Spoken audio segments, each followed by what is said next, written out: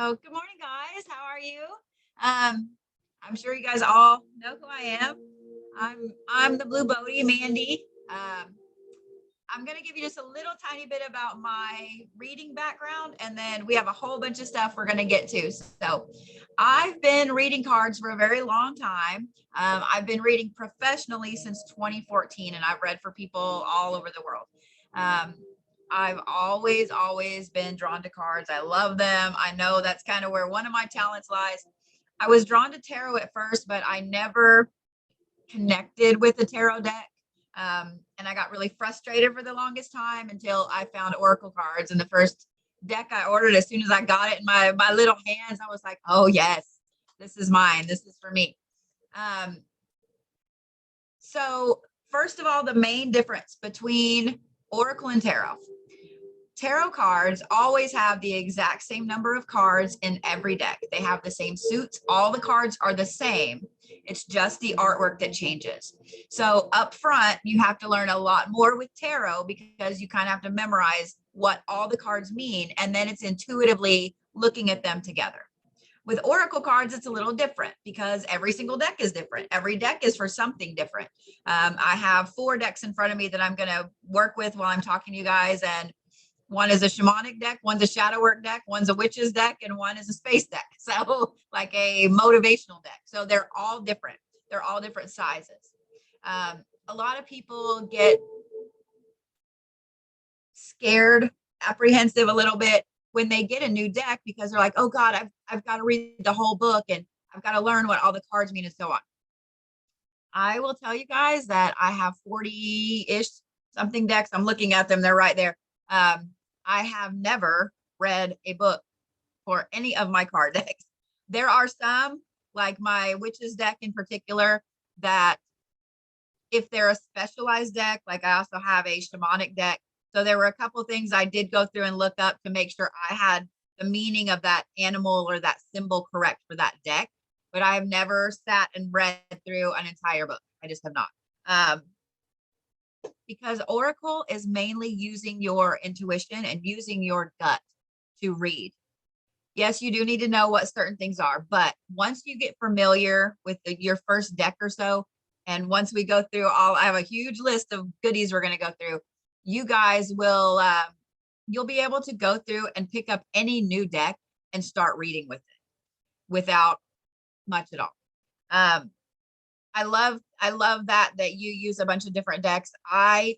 If I'm doing a full reading for somebody, like an hour-long reading, I use anywhere from 7 to 10 decks at a time, sometimes more, depending on what specifically I'm reading for. Just because every deck I have is for something unique. So let's talk about first with dedicating a deck to yourself. Most people have kind of heard about it a little bit. They know how to cleanse a deck, which we're going to go through that too. But to dedicate a deck to yourself, there are so many ways you can do this. And I always tell everybody, trust your gut, trust your intuition on what feels right for you. Because I have some decks that I've just put beside my bed. Like that's been it. I didn't feel like I needed to do this super connectivity with them. Yet I've had some that I have wrapped in satin with a ribbon, put under my pillow. I've slept with for weeks, like things like that. So use your intuition.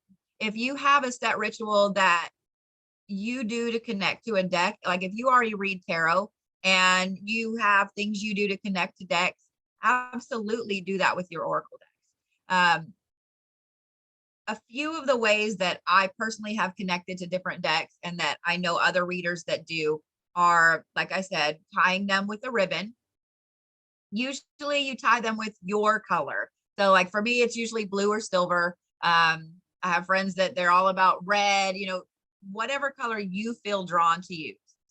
Gold and silver are always fabulous because silver in particular is very feminine. It's very moon energy. It's also psychically connecting. That's the color silver in general. However, gold, if you have a healing deck, I recommend gold because gold is a master healer color. It's also luxury. It's also prosperity, etc. So if you have a new deck, you're going to be actually reading professionally with or reading for people with, gold is a brilliant color. Or you can get a ribbon that has both in it. Usually people will tie them with a ribbon and put them under their pillow or in their pillowcase for 3 days. Some do 5, some do 7. Um, you can also just set them beside your bed. I toss and turn a lot. And so the first deck that I smashed a card in, I kind of devastated myself a little bit. So a lot of times I will just put them beside my bed. I'll put them on my nightstand. I've also had a few decks that I've just placed on my altar. I have cleansed them, I've wrapped them in a ribbon, and I've placed them on. I have a really cool slice of wood, like from a tree, that is in the middle of my altar. And so I've set them on there.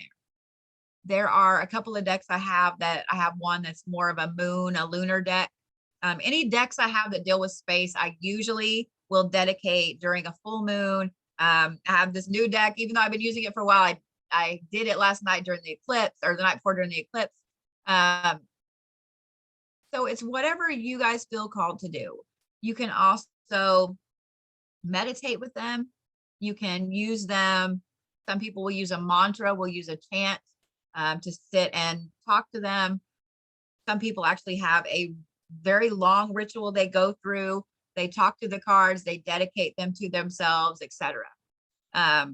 You guys do what feels right for that particular deck, because you're going, as your collection gets bigger, you're going to have some decks that maybe you've connected to all of them in this certain way, and then you have a new deck and you're like, it doesn't feel right to connect to it like this. I need something different. So always trust your gut, guys. Infusing them with Reiki is an amazing thing to do as well. Mine kind of get it, period, because they sit in my spot where I do Reiki. I was going to say something else about Reiki and it just went out of my brain. So I'll probably remember it in a second. Let me get everybody else in here. Just saw we had some more people come in. Hey guys, for those of y'all that just joined, we've been going for about 5-6 minutes. I do have this recorded and you guys will get a link. So that way the stuff that the little bit that you missed, you guys can rewatch it. We were talking about dedicating decks. I bought 3 decks before I found the one. Yes. There's going to be times, guys, where you will get a deck, you'll see one, it's fabulous, you order it, you buy it, whatever, and you open it when you get home and it's like, this is not for me. I've had a few decks like that. One of the things that I found is when I end up gifting that deck, or I usually just take it with me when I go places because it always finds its owner. I have another deck find me in return. It's kind of like I bought one, I end up giving it away, and then another one finds it. It's kind of interesting how it works. So let's talk about cleansing decks. This is an area where a lot of people are going to differ in their opinions on how they cleanse them, when they cleanse them, etc. For me personally, I always cleanse a deck before, like right when I get it, and I get home, I'll open it. I mean, I'm that nerd. I have to look through every card at the artwork and appreciate every card. But I like doing that also because it allows me to see, feel, touch, experience every card. I will cleanse them and then I will dedicate them. So the way that I cleanse mine is I kind of have my own little ritual I do, and you guys are welcome to use this, tweak it for yourself, use whatever you've already been doing. But I usually use desert sage and cedar together, and I will kind of smoke them, clear them. Then I set them in a salt bed just to kind of protect them, get all the rest of the juju off. And then I sage them again. I kind of do it twice. I also will set them on my altar just to kind of cleanse them in general and to mesh that new deck energy with my energy. I also set them on my ancestor altar.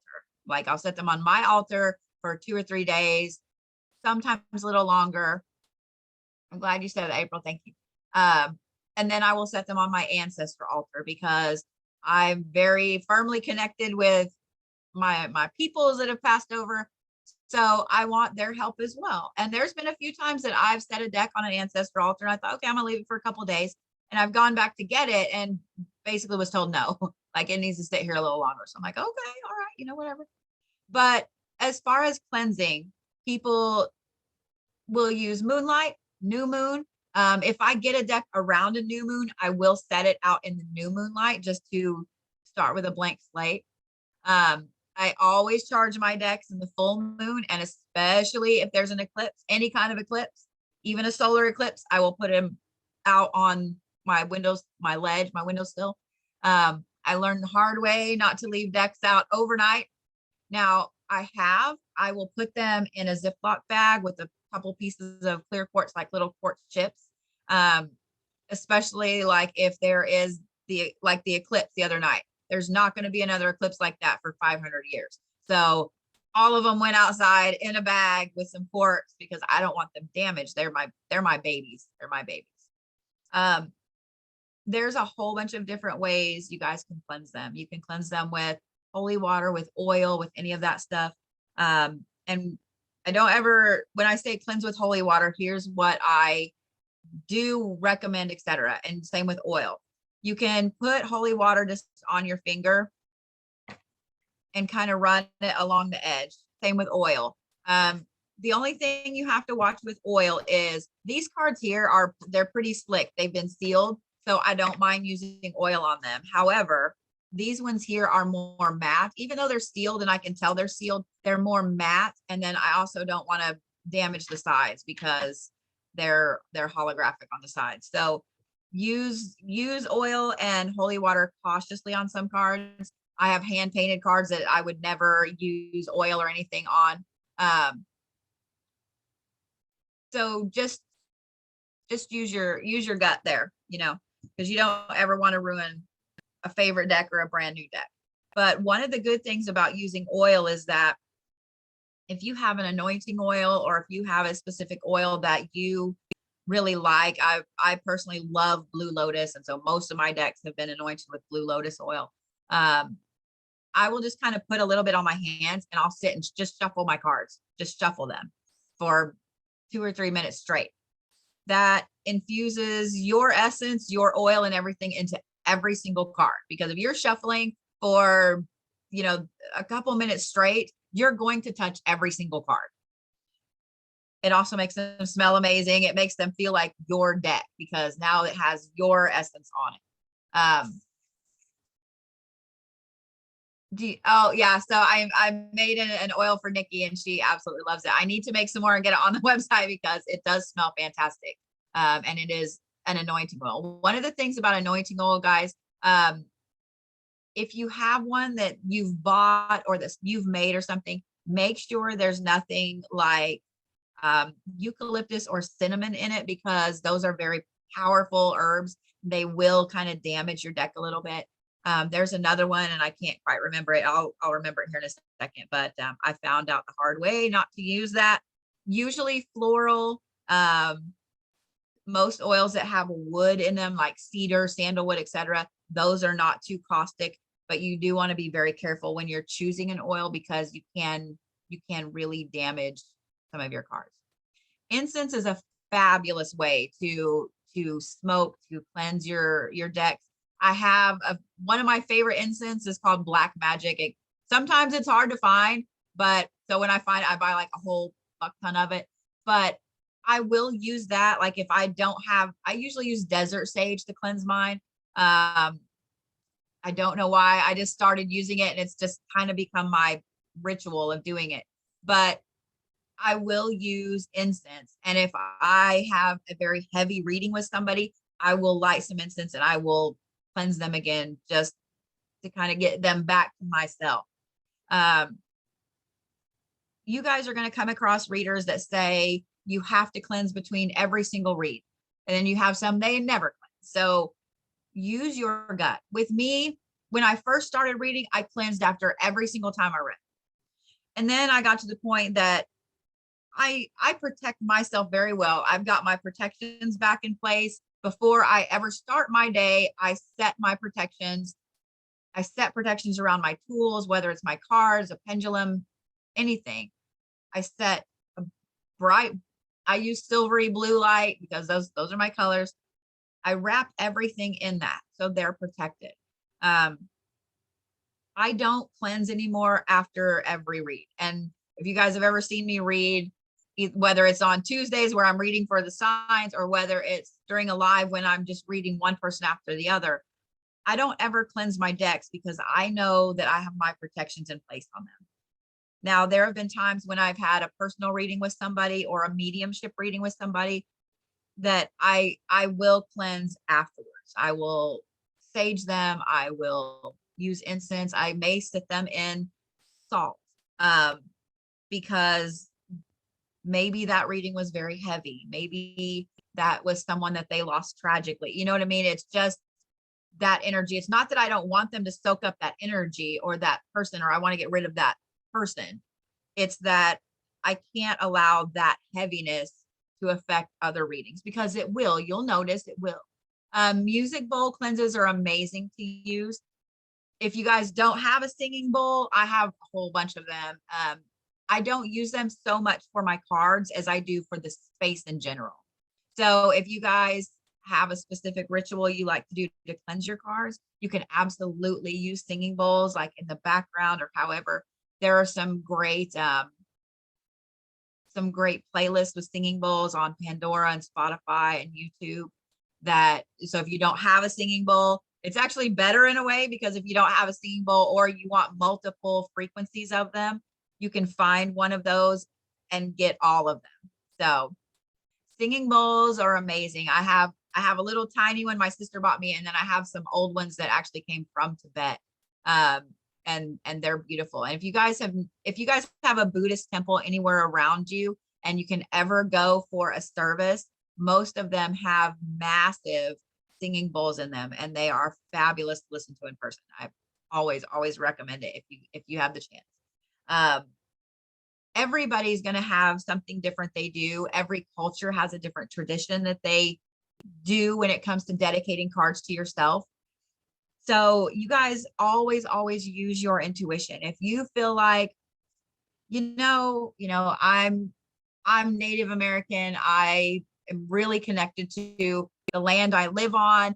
I know people that bury their cards. They will wrap them, protect them, put them in a Ziploc bag. They put certain stones, holy woods, etc., and they will bury them for a day or two and then go get them to connect them with themselves and with the earth, with the land that they are connected to. So do whatever you guys feel connects them to you. You'll feel it in your gut when they're connected to you. As far as charging goes, every different moon phase is for something different. Most people only want to charge on the full moon because that's what they're familiar with. However, you're missing out on all of these other moon phases. And I do have a really cool little cheat sheet that I will send everybody on an email. It just kind of has the right wording in it. So that way, if you guys get a new deck or maybe you have a horrendously heavy read with somebody and you're like, oh, these poor babies are so depleted, like they need to be recharged, but you don't, it's still a little bit to the full moon or the new moon. As long as you tweak your wording slightly for any phase of the moon, you can recharge, rededicate, etc. So let me make myself a note because I'll forget. So I'll send you guys this little cheat sheet. It also will help you in your practice as well if you guys aren't familiar with all the moon phases. Because just tweaking your wording a little bit and harnessing the power of what moon phase we're in right now, your practice will go through the roof. It's crazy. This is the big thing I wanted to talk about. This is one thing that will set you apart from everybody else. That is how you shuffle and how you look at the cards. I'm sure that a lot of you guys have been on TikTok and scrolling through readers, and you'll see readers that they'll shuffle a card or the card will fall out and they'll turn it. It hurts my soul when I see that. I'm like, no, like you're messing. But there are several different ways to shuffle. The traditional way is kind of like that. Try to sit up a little higher, where you just toss them into your hands. Some people that comes naturally too. Other people, it takes a while to practice and learn how to do that. If you guys can and you feel like you want to try doing that, I highly recommend learning, because we'll talk about it in a second. You need to pay attention to every little teeny tiny thing that happens when you're shuffling. Most people just shuffle and they don't pay attention, and you're missing out on an amazing aspect of the read itself and how a card pops out, how the shuffle looks, everything. If you guys have ever watched me read on Tuesdays, you'll see when I'm shuffling, I'll be like, okay, y'all are really, yeah, there's too much energy here, or y'all are being stubborn. Like, I can tell by the way that the cards pop whenever I'm shuffling, the person, the sign, whatever I'm reading for. I can tell the overall attitude, and usually I can tell a lot of things pretty quickly. The other way of there's other ways, the Vegas style, where you flip them up. I can't do that to save my life. Like, I've tried my whole life. I can't. I can't. So some people do, and that's the way they prefer to shuffle. There is no right or wrong way, guys. I don't have the hand strength. I just can't. Some people will cut the deck repeatedly. They'll just half it, and then they'll stack them back on top of each other. Other people will do a mixture of that, and then they'll fan them out for people to choose from. If you don't have someone directly in front of you, you can't really fan them to let them choose. I mean, you can, but it kind of takes away their involvement in it because you're choosing for them. So I only recommend doing that if someone is physically sitting in front of you. That's awesome. I've had that happen a few times, where you're thinking of a card, you're shuffling, and then that card comes out. And the first time it happened to me, I kind of creeped myself out a little bit. And the second time I was like, all right, that's kind of cool. But when it comes to shuffling, I have several different decks right here because I wanted to show you. You guys will notice the feel of the cards affect the shuffle. So there are some cards like this deck and this deck in particular, they're both very glossy. They slide very, very easy, but still they'll catch. So when I see something like that, that's a lot of cards. If I were shuffling for somebody, I would shuffle again a couple of times and see. But that right there, this is a shadow work deck. That's somebody that's got a lot of shit going on. So pay attention. So see, like that one didn't want to go back in. So pay attention to every little aspect when they shuffle like that. There will be times when you shuffle and it doesn't move at all. It goes right back in. And there are times when I've shuffled repeatedly like that, and it's just gone right back in. So if I were doing a shadow work deck and I kept, like, see there, y'all didn't see that, but I had half the deck flip out, partially because I dropped it. But that right there, that would be the card I would pull, because it's just one and it sticks out. But if I've had a whole bunch of times and they keep looking like this, that tells me that that person is closed off to shadow work. They're not ready. They don't want to do it. There is something that they don't want to face yet. So that if I were shuffling for one of y'all and I kept shuffling like this and I kept getting cards like this, I would put the deck down for a minute and I would ask them about their shadow work. Have you looked into shadow work? Are you thinking about it? Or have you started and something has popped up? So, and I'm using shadow work as an example just because that's what this deck is.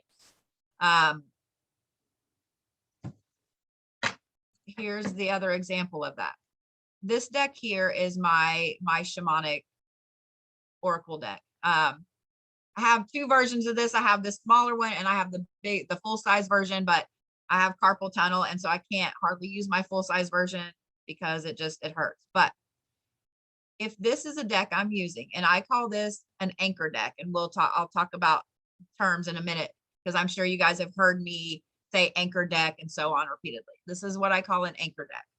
This is the one that I use when I'm laying out my lines. This tells me where that person is going on that path. So say I'm doing past, present, future. This is the anchor deck, the anchor card at the top. If I'm shuffling And I keep getting, oh, there's a perfect example. I keep getting stuff like that. This right here, I mean, that's a huge chunk.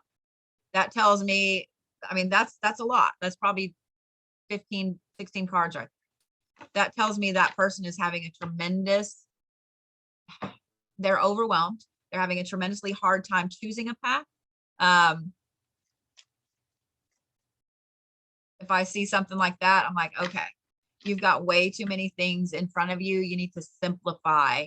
You need to simplify.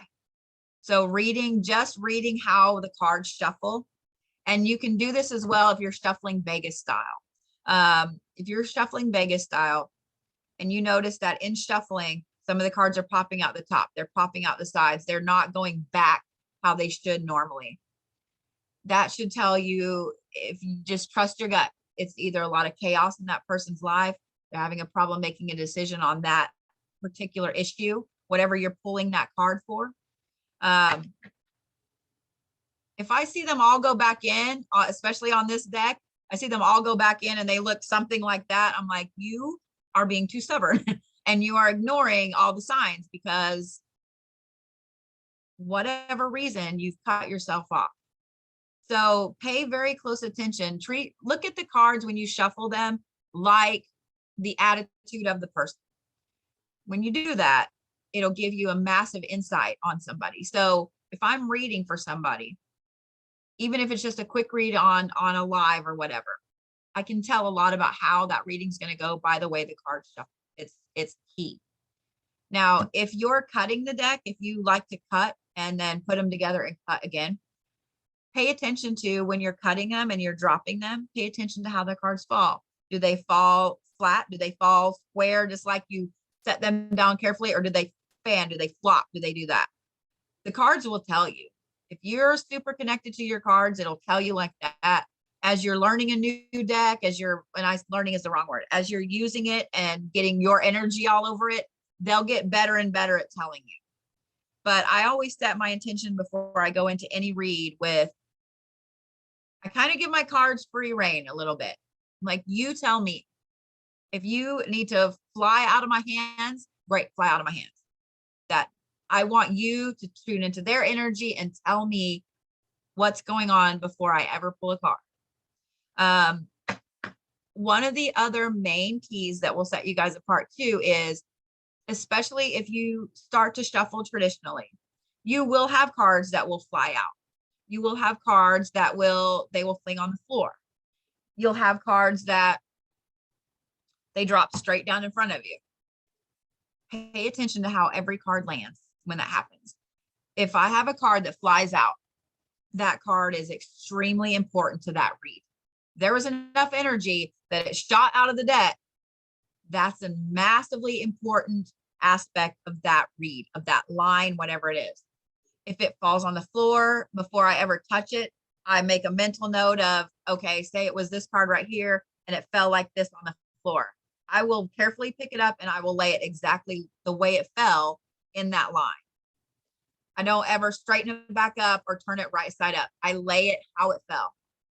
Because so just in general, this right here is the envious gluttony card. Right side up like this. Okay.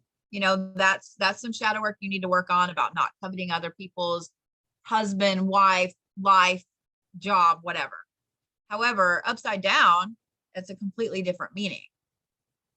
It means that they've let go of that part of themselves already. They've been working on it. I mean, that's just kind of an overview, But if it's like sideways, if it's kind of whopper jawed, like that changes the meaning in it. So if somebody had it sideways, that would tell me this is something that they're working on. I'm trying to find another good card that's there we go. The spiral. This is a great example too. So the spiral, in every single culture, the spiral represents the journey from the outside to the inside, from the ego to the inner you. So if this is right side up as their anchor card in that deck, I know, okay, you are really starting down the path of going from this outer ego aspect of yourself to an internal, really getting connected with you, with synchronicities, with the universe, etc. You're on your spiritual path. You're on your journey. If it's upside down, I mean, it's, you see what I mean? It's pretty obvious. However, if it's sideways, if it's kind of whopper jawed, all of that changes the meaning of the card, not just upside down or right side up. And this is something that you guys read, those of you guys that read tarot, you can use this in tarot as well. So I do read tarot. It's just it's not my strong suit. I love my oracle. So that little thing right there, watching the shuffling and watching how a card falls is key to looking, feeling, sounding, and just in general, being extremely professional with your cards. And I encourage you guys to just go through TikTok, and when you see lives, or put in, readers of TikTok, and just scroll through and watch a few of them, how they shuffle. Pay attention to how they shuffle and how they read the cards afterwards. And you'll see what I mean.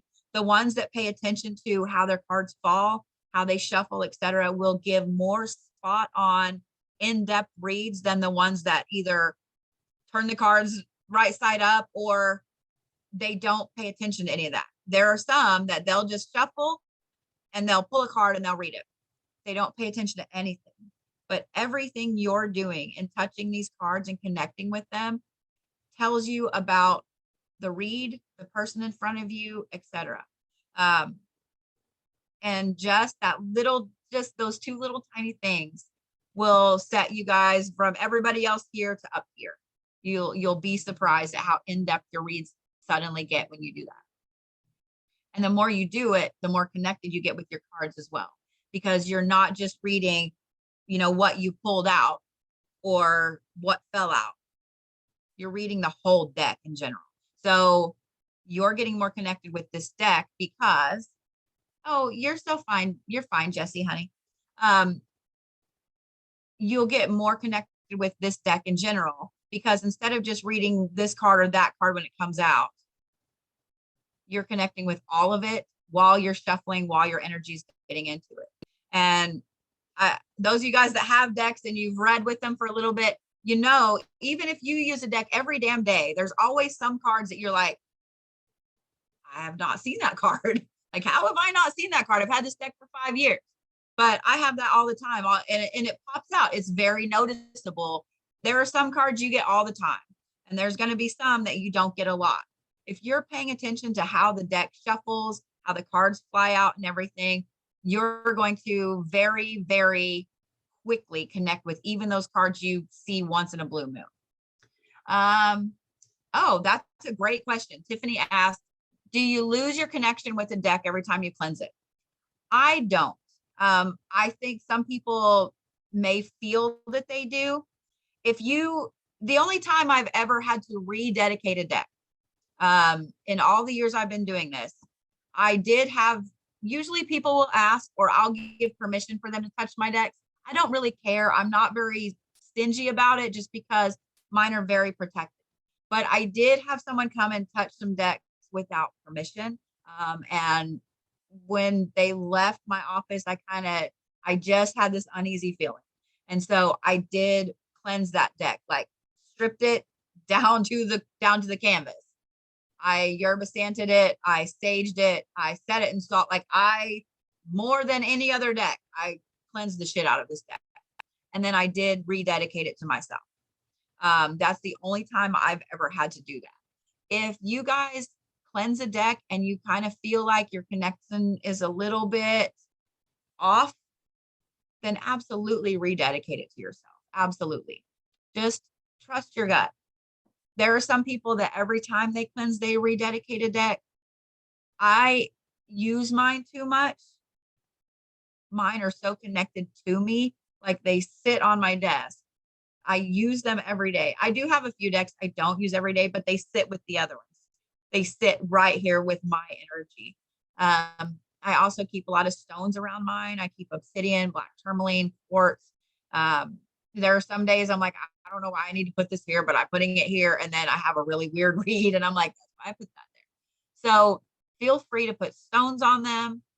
If I'm at conventions or somewhere where there's a ton of people's energy right there, I will almost make like a little protective grid around mine. So if you guys are ever doing events or conventions, or you're, out where there's a lot of people and you're reading, and people in general are just walking by, I do highly recommend kind of protecting them, setting up, even if it's just a little grid. There are times I use cedar wheels.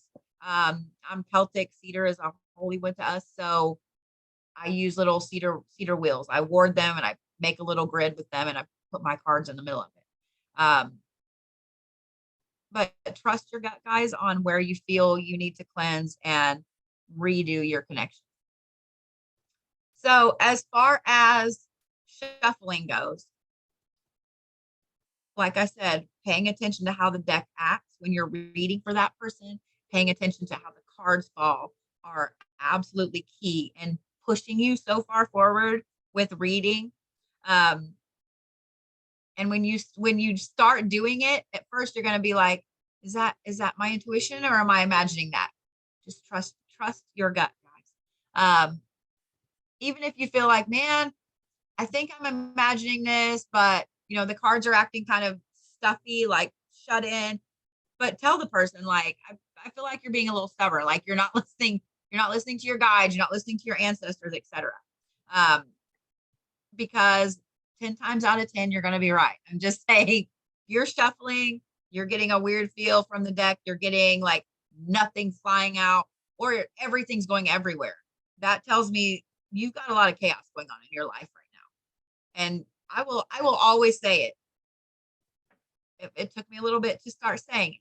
So I will say that it does put you out of your comfort zone a little bit, especially if you're not used to saying everything that comes into your mind or your gut, whatever. So give yourself permission to say the things that pop in your mind, and chalk it up to just be the weird hippie tarot person. You know what I mean? I always tell people, I'm like, if I'm a little nervous, I'll make a joke about it. Even now, even though I've been reading forever, there are still some people that they sit in front of you and you're like, they're so stoic with no emotion. You're like, oh, okay, maybe I'm wrong. So I'll joke about it. I'll be like, man, this deck is everywhere. Like my little hippie self is thinking that your life's kind of chaotic. So I kind of joke about it to break that ice a little bit. Wording is also key in how you're wording things that you're saying to the sitter, who is the person in front of you. I try to really, really match energies. I've also been practicing Reiki for a very long time as well. So I'm very, very good at catching other people's energies. I try to match their energy, if to an extent. Let me back up. To an extent, there are some people that they're going to come in front of you that are so heavy. If you match their energy, y'all are both going to be sitting there bawling. So you're going to have to really kind of steel yourself and put up that wall between you and them, so you don't take on whatever sadness, hurt, etc. has got them down. If that makes sense. So be very careful and protect your energies as you guys do this more and more, and you kind of open yourself a little bit to the sitters in front of you. It's just going to happen, whether you want to have mediumship abilities or not. You're going to start getting messages from their people that come with them. I usually preempt what I'm going to say if I'm shown here. I mean, I put it in air quotes because you're not actually seeing it or hearing it. It's inside somewhere. So I will always tell somebody, I'm like, hey, I'm not sure why I'm seeing this, but I'm just going to say as best I can, and you tell me what it means to you or whatever. Feel free to give them those messages as you connect with your cards and you get more and more connected with yourself and with reading. Those messages are going to come through. It's just a progression. And the first couple of times it happens, if it hasn't happened to y'all already, the first couple of times it happens, you're going to feel very weird. Like, I don't know why I'm seeing green overalls, but I'm seeing green overalls, and tell the person, because maybe that's their great uncle, their grandpa, their dad, whatever. They need to hear that for a reason. You were shown that for a reason. So now we get to talk about layouts and so on. Before we move on to that though, there we go. I was going to ask if any of you guys have questions, if you want to type them, about the stuff we just covered before we move into the other stuff. So Natalie asked, thoughts on having the person touch the deck before the reading. Do you find this to be helpful to gain a more accurate reading? When I first started reading, yes, I did. I would have people touch them, get their mojo all over them, and then I would shuffle and spread them out. There are a few times I will do that. I rarely do it anymore. A lot of when you're across from somebody on Zoom, you can't really do that. When I'm sitting in front of somebody, if I have someone come in front of me and their body language is just rigid, like either they're nervous or they've never had a reading before, whatever it is, I will usually hand them one of my anchor decks, which the one I normally hand them is the first one I use, and that kind of gives me their base starting point where that person is. And so I will ask them, I'll tell them, I'll like, hold this for me for a minute, cut this deck for me or whatever, and let them. Some people have a fear of the cards. Even if they're sitting in front of you for a reading, they may still have a fear of either what the cards are going to say, of the cards in general. Too many people are raised that Nikki said, you let me pick 5. I must have been nervous. Too many people have a fear because they've been told that any type of divination, cards, etc., is evil. They're going to hell, blah, blah, blah. So you're going to get those people too that say, I'm really nervous because I was always taught this was evil. Card reading and divination has been around a lot longer than almost every single religion. Every single culture has a form of divination they use, whether it's pendulums, bone throwing, all kinds of stuff. So it's just something that's been poo-pooed as evil by certain organized religions. And it is what it is. You're going to come up against people like that. But once I've made an appointment with someone, it automatically starts information for them. Is this normal or do I shut it off? It's up to you if you want to shut it off or not. I'm not going to say I always shut it off because there are sometimes you can't. Like you try to shut it off. You try to tell whoever it is giving you information like, dude, I'm not even seeing them for like 2 weeks, or a week or a day or whatever. Like I need to breathe. But it's so important for them to get that message to this person that they're going to bombard you with it. So if you have an appointment with someone and you're already getting information and it's something that you either feel is very important or it keeps coming, or even if you have time, scribble something down really quickly because there's a reason you're getting that. What I usually do, and this is something I was going to talk about here in a second, but it's probably a good time to talk about it now. And maybe you guys have heard me talk about this, but you've got to start building your intuition and your trust with yourself. One of the ways that I always tell people to do that, and that I recommend doing it, is by creating yourself a second email address. You don't use this for anything at all except emailing yourself. I started doing this a long time ago because I'm Capricorn and I'm very anal about recording everything and documenting everything. And then also in my brain, I'm like, well, if I just write it down, somebody could say, well, you just wrote that down a little bit ago or whatever. So I'm always so analytical myself. It's not even funny. But when I started emailing things to myself, my intuition went through the roof. This gives you a time and a date stamp on it that like you can't change. It's there.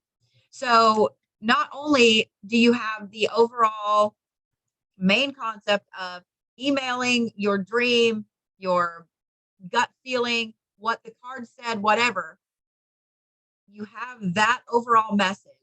But now you kind of have a time frame of how your intuition works.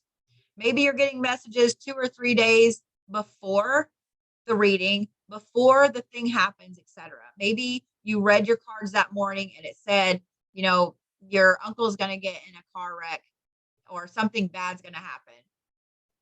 And it happens 2 days later. Okay, now I have a time frame. I have a 2-day, my gut works about 2 days out.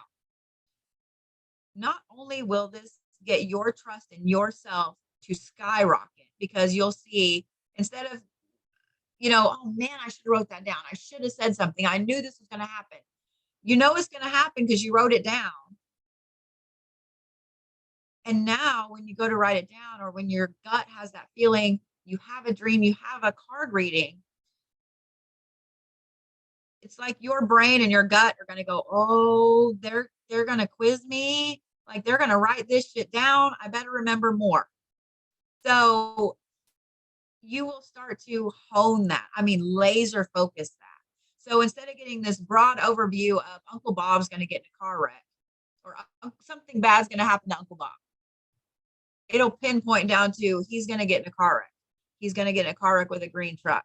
He's going to get in a car wreck at this intersection. He's going to get a car wreck on this day. Like, you can laser focus that. And it does take some dedication. I'm not going to lie. Since I've been a writer for so long, I'm all about writing everything down. So I have no problem doing it. However, there are still times that I might be really busy that morning, or I might be really busy. I just needed a quick card pull to see what was going on with my day. And now I'm like, fuck, now I got to make a whole email about it. But I will voice text, and then I have to decipher through how my phone makes me look drunk all the time. But get yourself in the habit of doing it. Even if you're in the middle of something out somewhere, even if you can just scribble it down real quick, red truck, Uncle Bob, blah, blah, blah. You know what I mean? Scribble it down really quick and email it to yourself.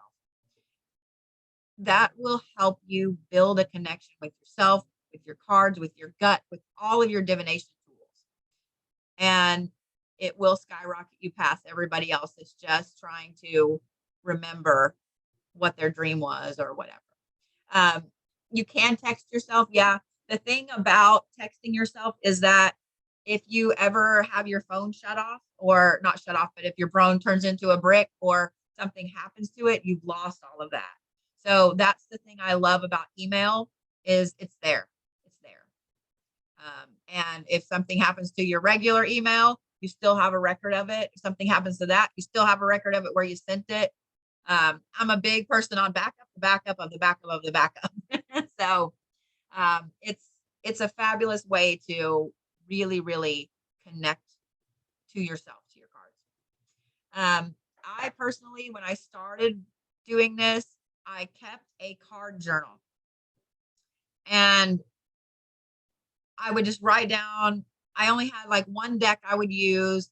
I would write down, this is what happened. This is what I feel it's saying to me for the day. I got to the point where I would email that to myself too. I would actually take a picture with my phone. Yeah, a journal for just your cards is fabulous. I would take a picture with my phone and type out an email under it and send it to myself. But I'm also a very big technology person, and being that I have carpal tunnel, I can't write as much as I'd like to. I love the aspect of writing. You know what I mean? Oh, that's awesome. I make stickers of tarot cards for my reading. That's brilliant. But in recording your reading every day, it will also help you learn your cards. It will help you learn how the personality of that particular deck is. Every deck has a personality. If you guys have ever seen me read or heard me read, I have one deck that's called the asshole deck. It's not really, but it is at the same time. But yeah, it's just the asshole deck. But I have some cards that are, this deck right here is a sugar coater. Like, it's going to give you the uplifting, nice feel. This one's kind of that grandma that it's nice, but it's going to tell you how it is. Just things like that. You'll have some decks that they're just dickheads. They're just dickheads. That's the only way to put it. And then you'll have some that they're moody. It depends what day it is. This day they might be really cool and nice. They're going to give you all the information. And this day they're like, yeah, I don't give a shit today. I'm not going to tell you anything today. So any more questions before we move on really quick? I need to get a drink anyway.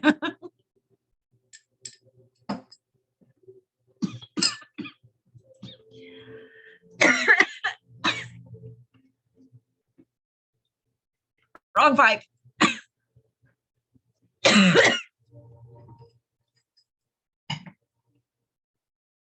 A bore. I know. I'm like, oh, wrong pipe. I'm gonna die on Zoom. Oh, a reading when you're depressed. Now I'm gonna cry in front of y'all. There you go. So one of the things I would recommend about, and I really sound like I'm crying about a reading when you're depressed is be careful what deck you use. So for me, I would not use my asshole deck when I'm depressed, when I'm down. I have a couple decks that I call, they're like middle of the road decks. Man, I got one eye water now. I have a couple that I feel are like middle of the road. They're not this sugarcoat deck, but they're not the asshole deck. Usually when I'm depressed also, I will use one of my shadow work decks. Because if I'm depressed, if I'm down, if I'm having some severe anxiety, I've done shadow work for a long time, long enough that I know if I have something triggering me to the point it's affecting my whole day, I need help figuring out what it is. If you guys haven't started on shadow work, I would recommend getting a shadow work deck because they will help you on a daily basis determine what it is you need to be looking at that day. And then delve down some other shadow work aspects with yourself. This deck right here is called the Dark Mirror. It's an absolutely beautiful deck, and it doesn't pull any punches back. Like that's the addicted card. I mean, it's a fabulous deck. Did she get? I did let Nikki back in. Is she in here? There she is. I have her in here. So let me grab my other one. I have two shadow work decks. One is this one. And this is my other one. It's the Mausolea. So you can see the differences, whereas this one is more of a, well, apparently the addicted card is the card of the day because that's what popped out again. So let's just say you can look at the two of these. Let me turn her right side up.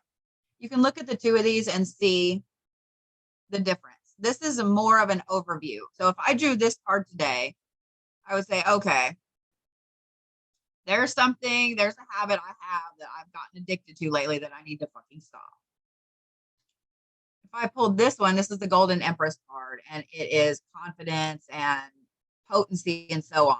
That right there would probably tell me, okay, you've been feeling a little less than yourself, a little less than confident. You need to get back to that aspect. But you can see the difference in them. Whereas this one's more of a pinpointed, this is what you need to work on today, or this is what's bothering you. And this is more of an overview. This one I also use as an anchor when I'm doing a shadow work spread for somebody. I usually find mine on Amazon. In little, I find mine everywhere.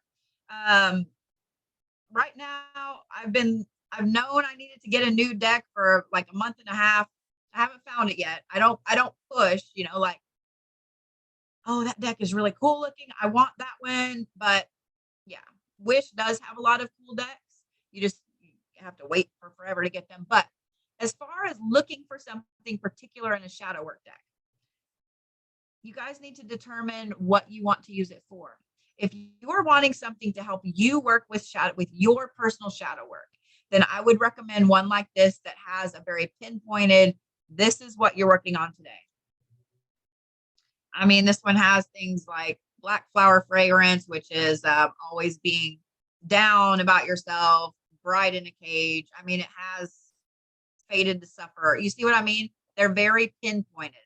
So this one right here is Dark Mirror, and it's less than $15 on Amazon. So I've had this deck for several years. I use it with almost every single read I do. It's well worth it. They do get sold out sometimes. When I ordered mine, I actually had to wait for a little bit because they were sold out. But if you're looking for a shadow work deck that you can use for yourself, and to read for other people with, then determine if you want something specific that, like this one that pinpoints a specific area, or if you want one more like this one has Abraham. I mean, it has it just has a wide range of King Arthur's in here. It has a wide range of people that anchor it. So this is more of an anchor deck with shadow work itself. There's a whole bunch of excellent shadow work decks out there, guys. So go through and look and see what which one kind of calls to you. But determine what you need that shadow work deck for, what you're going to use it for.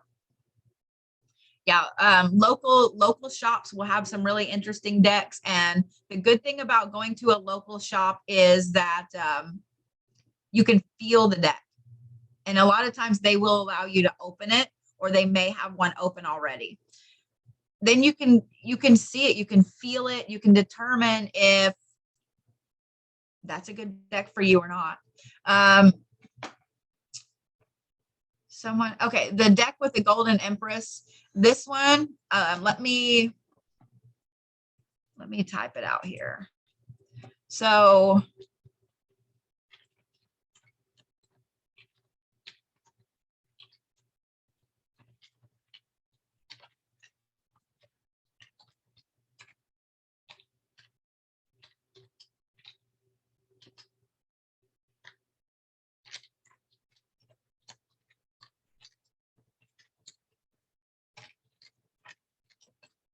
those are two of the shadow work decks I have. I use them with almost every single reading. So let's start talking about some of the terminology that you guys have heard me use, and some layouts as well. Now with oracle cards, I'm going to tell you guys a couple of the layouts that I personally use, but feel free to use your own layouts. Come up with your own layouts. The great thing about oracle cards is there's no set layout, period.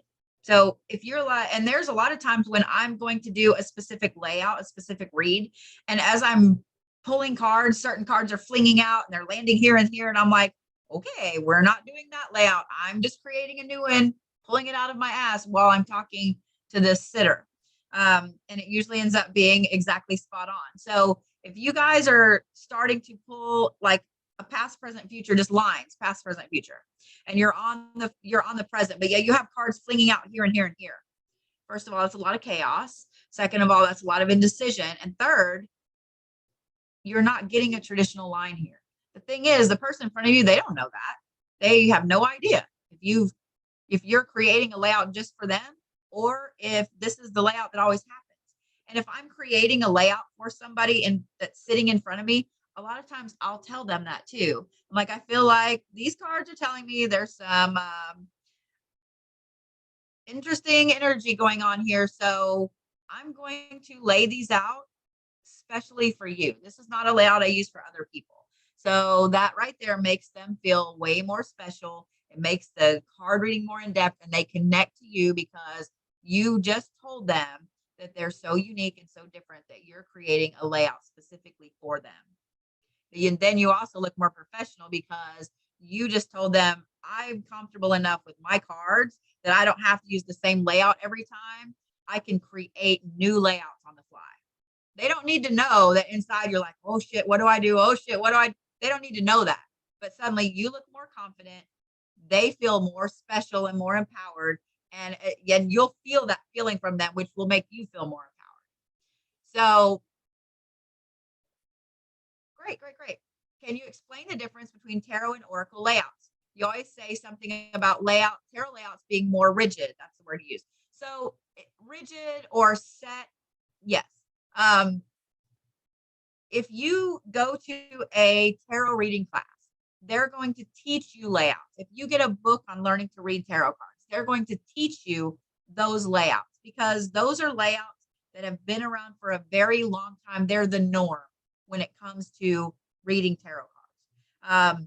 With Oracle, the beautiful thing about them is about half the decks you get in the book, they're going to have suggested layouts, or Here's how you read with these cards. And I highly recommend looking at those layouts and playing around with them for yourself when you're learning how to, well, not learning, when you're connecting with those cards, when you're reading with them for yourself. Use their suggested layouts and see how it works for you. And if it works fabulous and you love it, absolutely use that. With me in general, I came up with my own because I have specific decks I use in specific places. Now, if you just have one deck you're reading with, some of these layouts are going to be a little tougher. If you have 50 decks like I do, and you have decks, you're like, I know this deck is for this deck is for this is for this. You can tweak the layout, you can tweak your lineup of decks, etc. So with tarot, the reason I say more rigid is because those are set and they have been set for centuries on a lot of them. So there's, the Celtic cross, there's a relationship spread there. I mean, they've been set for a long time. So when you're learning to read tarot, most teachers that teach tarot will specifically say, okay, you need to learn this layout for this and this layout for this and this layout for this. They'll have you learn those before you start creating your own. The beauty of oracle cards is you can create your own from the get-go. One thing that I would recommend if you guys are just starting to learn to read with oracle cards is to do at least a daily card pull for yourself. Doing a daily card pull will help you feel more confident because when you do the card pull and you see, okay, this right here says that I'm going to have a really, really lucky day. And then maybe something happens. Maybe you go buy a lottery ticket and you win $100, and you start to see things happen. You're like, oh shit. Okay. It gives you more confidence. It gives you more confidence in your cards and your abilities. So I highly recommend doing just at least a daily card pull. When you get a little better, or if you have time now, cool. Do a 3-card spread. And you can tweak it however you want to morning, noon, evening, or just an overview of how your day is going to be. Or even like, this is my youngest kid, myself, and my oldest kid. I mean, however you want to tweak that. Oracle card layouts are not set in stone. Tarot card aren't either. And if you're reading tarot and you get to a point where you're very comfortable with the layouts and cards are jumping different and you need to tweak a layout, you absolutely can. So if you guys do take a tarot class and people say, oh no, you have to have this layout, like you really don't. You really don't. Feel free, give yourself permission to lay out the cards how you feel that they need to be laid out. You'll gain a tremendous amount of confidence in it. And you'll also, if you're sitting in front of somebody, like I said, you tell them, hey, I'm going to create a spread just for you for this particular situation. People will come back to you over and over and over because you've made them feel so much more special than just whoever comes and sits in front of you. So yeah, that's just a little tiny tip there. But yeah, and there's some people, they never use a specific layout. I have with the layouts I use, I kind of have guidelines. Like I have anchor decks, and we're fixing to talk about that, that I use in specific spots. But from there, I choose intuitively on my decks. So I will, oh, you're fine, sweetheart. I will lay out all the decks that I might use during that session, and I still end up getting other decks out. It just happens that way. But I just kind of let my gut choose. Whereas when I'm doing a past, present, future, I may use these certain cards for this one. But when it comes to the future, I may not be able to get cards to pull out of a specific deck. Hey, sir, Zeus. His arch nemesis, the squirrel, is on the patio. I apologize. I have a 3-pound chihuahua, and the squirrel that gets on my patio is almost as big as my chihuahua. So it's really funny. But they are mortal enemies. Although I think if my dog actually got out there, he would have no idea what to do with the squirrel. The squirrel would probably beat his ass. But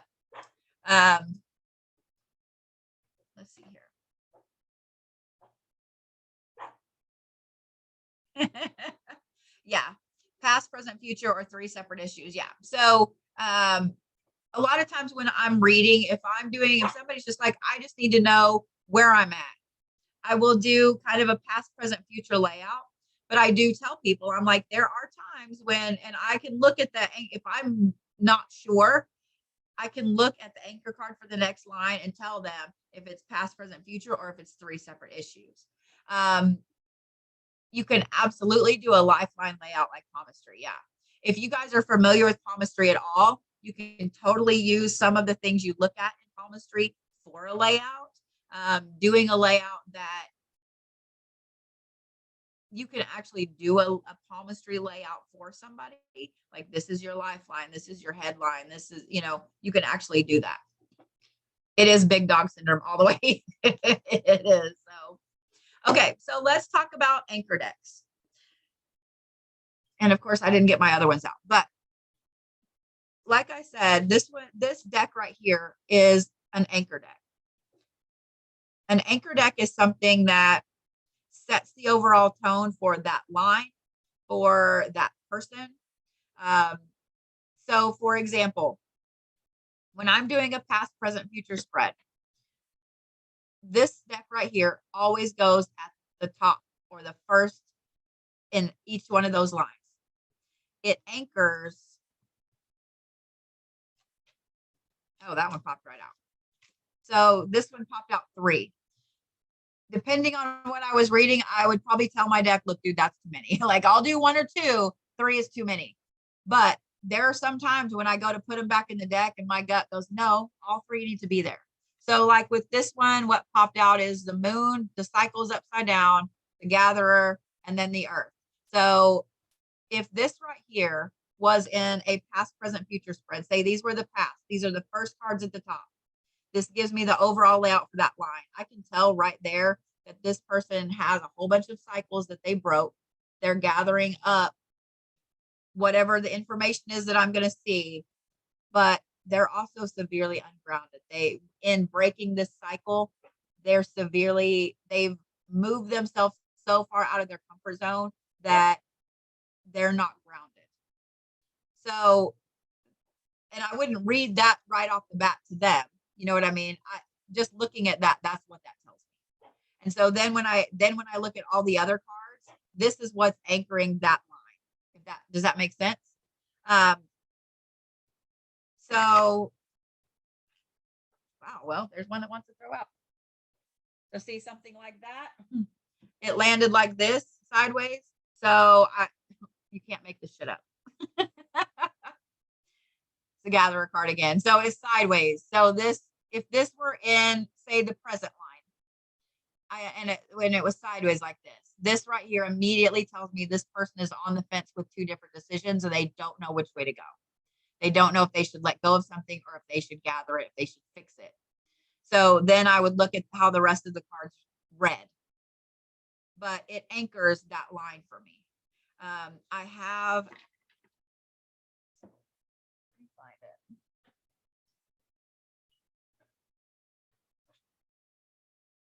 I thought I had this one out, but I did not.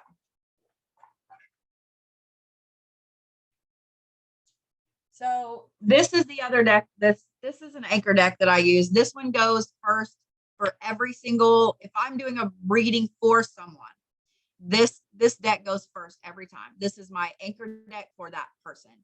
This is my dark goddess deck. And so every card in here is a goddess. And you'll notice, I know it's backwards, but so denial, compliance, loss, respite, things like that. So you can see where in using this, it gives me an overview right off the bat for that person's attitude right then, their situation right then. So if they had destruction right off the bat, whenever I do these, my anchor for a person is that deck and then both my shadow work decks.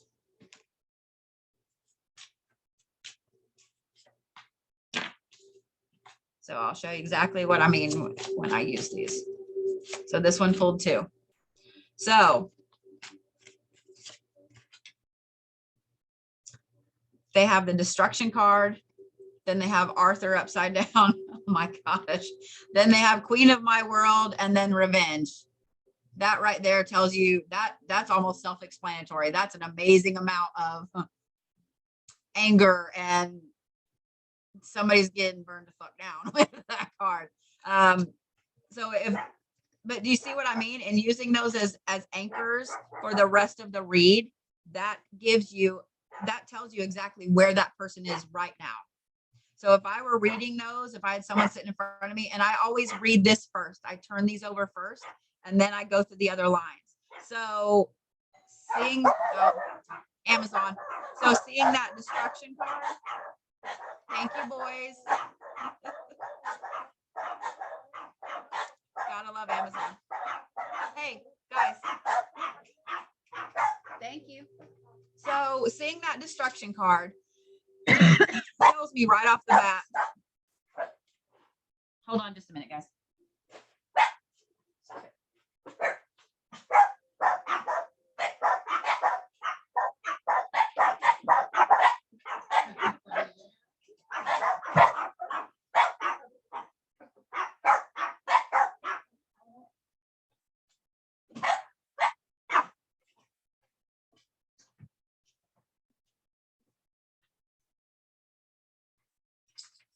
My Lotus came in. I had to sign for it, so makes me happy. So they are doing their job, and I have 3 little dogs, so they all have little man syndrome. But if I pulled out these cards for somebody, and this is what's anchoring their overall them before I read anything else. First of all, I'm going to look at what type of reading I'm doing. If I'm doing a relationship reading and these are the cards I pulled, I'm immediately going to go, oh, fuck. You're ready to burn some shit down. A destruction card, the nobility card, and self-realization upside down, Queen of My World upside down, and then the revenge card. They have a lot of anger. They have a lot of pent-up frustration. I mean, do you see what I'm saying? That right there tells me, oh, damn. So are your cards picking up on someone in class? Yes, they are. There's so many of you guys in here, but yeah, that's exactly where someone's at right now in this class. There's a situation that's come to a point that it's no longer something that they want anything to do with. And so they just haven't realized it yet. They feel way less than what's going on. They feel like their voice isn't being heard. And it's pushing them to the point of being petty and doing some shit, doing some shit and some stuff.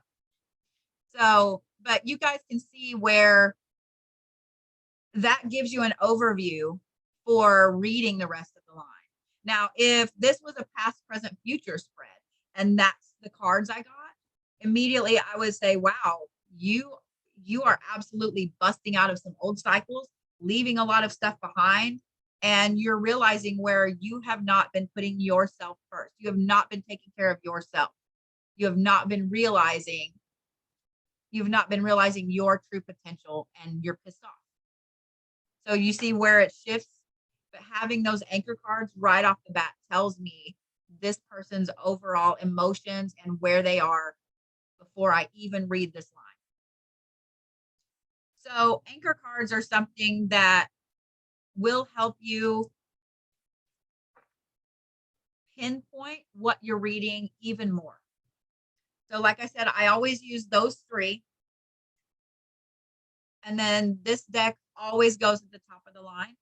And so I'll kind of show you guys what I mean by that. I won't draw a full line because otherwise we'll be sitting here for a little bit longer. But I want to tell you guys a couple of the layouts I use. So see, not only did that fling out all those cards, but this card flung out like this. So right off the bat, I'm going to tell my deck, like, no, that's too many, man. Like, I talk to my cards like they're people. Like that's too many. Like, I'll take this one because it's sideways, and I like that it came out sideways, so I can show you guys about that. This deck likes to throw like this.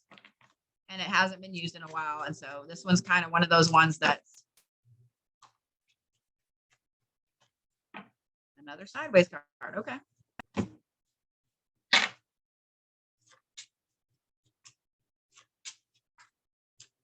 So see, every deck that I've just drawn out of has had something like this happen. So it's kind of confused a little bit because I don't have a specific person I'm reading for. I'm like, I just want to pull a card. So if I was reading for somebody and that was their anchor cards to tell me where they're at, and say we're just reading for a past, present, future spread. The other cards that drew, most of them are sideways. So the anchor card is the drum and it's sideways. So this is the present line. That anchor card sideways, that drum tells me that presently what they're going through right now, they know they're being called to do something, but they're having a hard time accepting it. They're having a hard time figuring out what it is they're being called to do. And then they have the skeleton key next, which tells me that until they figure out what path they want to take, the tools are not going to be there. So they're kind of in a catch-22. If you don't know what path you want to take, you can't get the signs. You can't get your motivation to go forward, but you can't get your motivation to go forward until you have that. So you see what I mean? It's kind of like, well, you're kind of fucked. I don't tell you. But then they have the divination card, which tells me they need to be paying attention to the signs and their tools that they've used on a daily basis, the things they use for divination. But this one here came out sideways too. And this is everything is as you've created. So that right there tells me that they're holding themselves back. They're holding their own selves back because they're too afraid to find out what they're being called for. So if this anchor card was the journey, you see how it changes the whole line?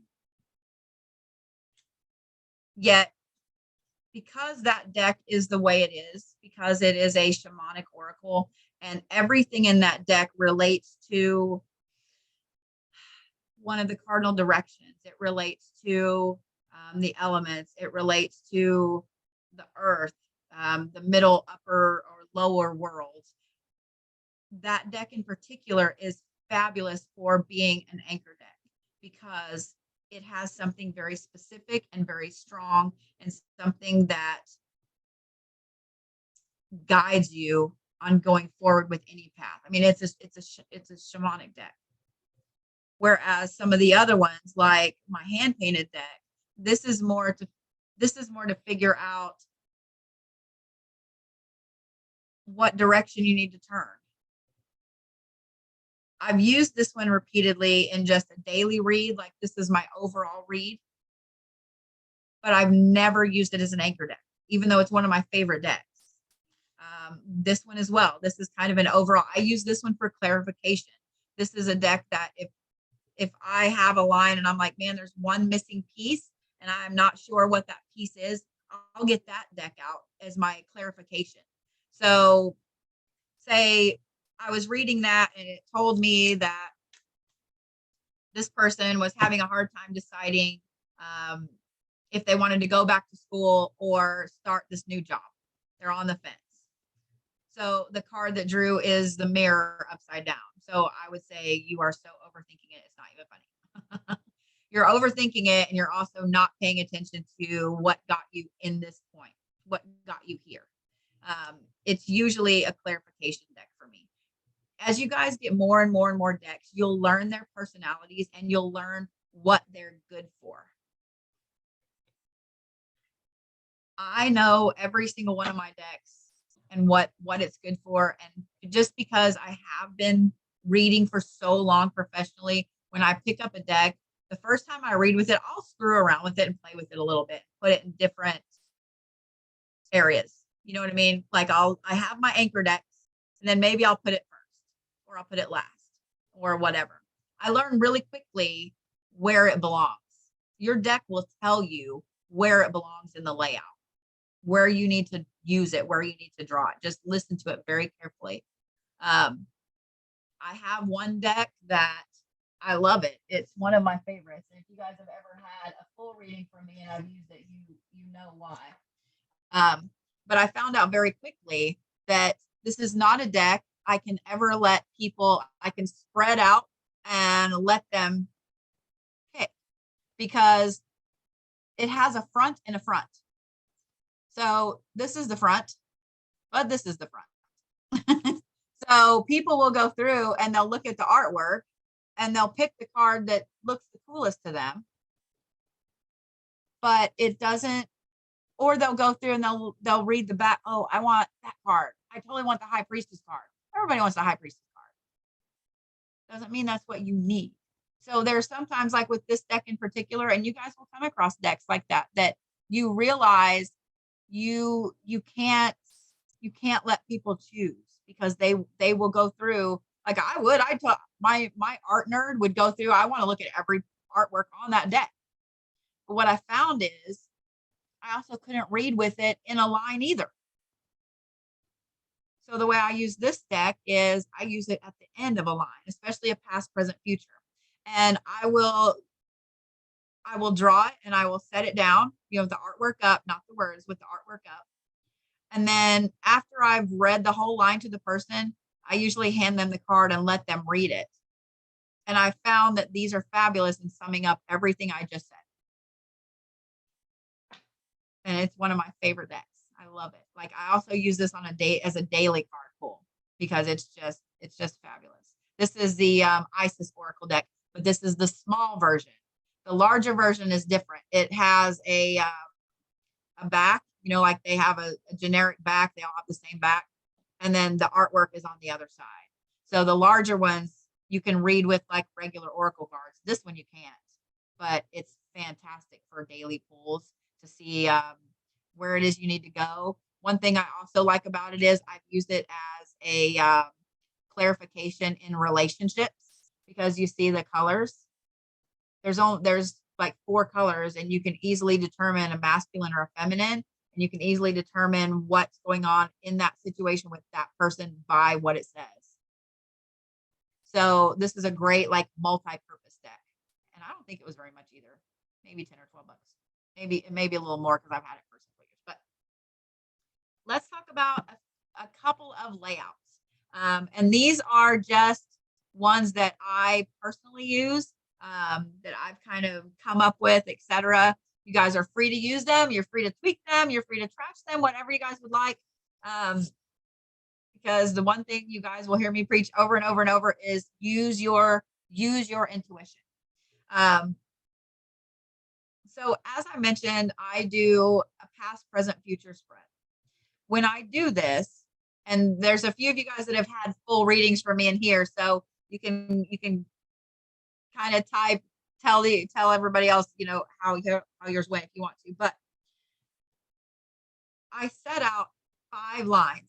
Even though it's just past, present, future, I set out 5 lines. That how I showed you guys, I set my anchor card. So I have somebody asked about these cards. These are the Dark Goddess cards. They're fantastic as well. They're a little bit big, so it does hurt my hand to shuffle them anymore, but I still love them. So I use this card for that first line and the last line. Then I use my 2 shadow work decks in those last 2 as well. Because the first one tells me about the person right now. So like that destruction card and say the revenge card and so on. That tells me where their mental state, their emotions, etc. are right now. The reason I have it at the end as well is that tells me where they're moving to. So you have where you are right now. You have your past, your present, your future, and where they're moving to, what they're working toward. So I do tell people that with the past, present, future, it's kind of like dominoes, but you're in the middle of watching them fall. The past has already happened. The future is right now. And then the future, the present is right now. The future that domino hasn't hit yet. So it's kind of like this has to happen for this to happen, for this to happen. we'll talk about past life cards here in just a second because that's a great one. And usually when I do these spreads, because I read with so many decks, I will take up a whole table. um, so I use the same 3 decks for the first and the last line. Then I have my anchor at the top of each of those other 3 lines.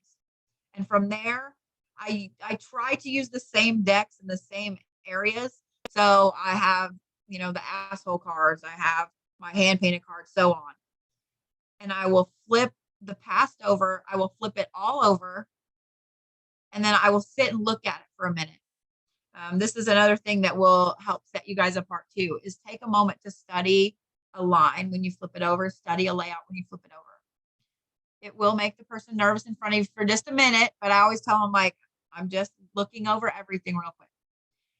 Because giving yourself, even if it's just 5-10 seconds to look over a line before you open your mouth, you're going to notice the little synchronicities in there. You're going to notice the numbers. You're going to notice, are there birds in almost every card? Is, there the certain color in every card?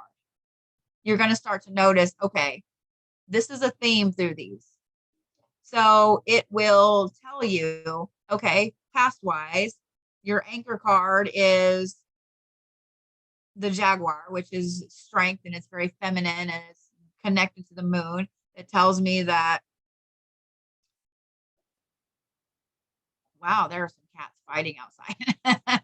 It tells me that you're very connected lunar wise. You've always been connected a little bit with the dark, but you have a lot of inner strength.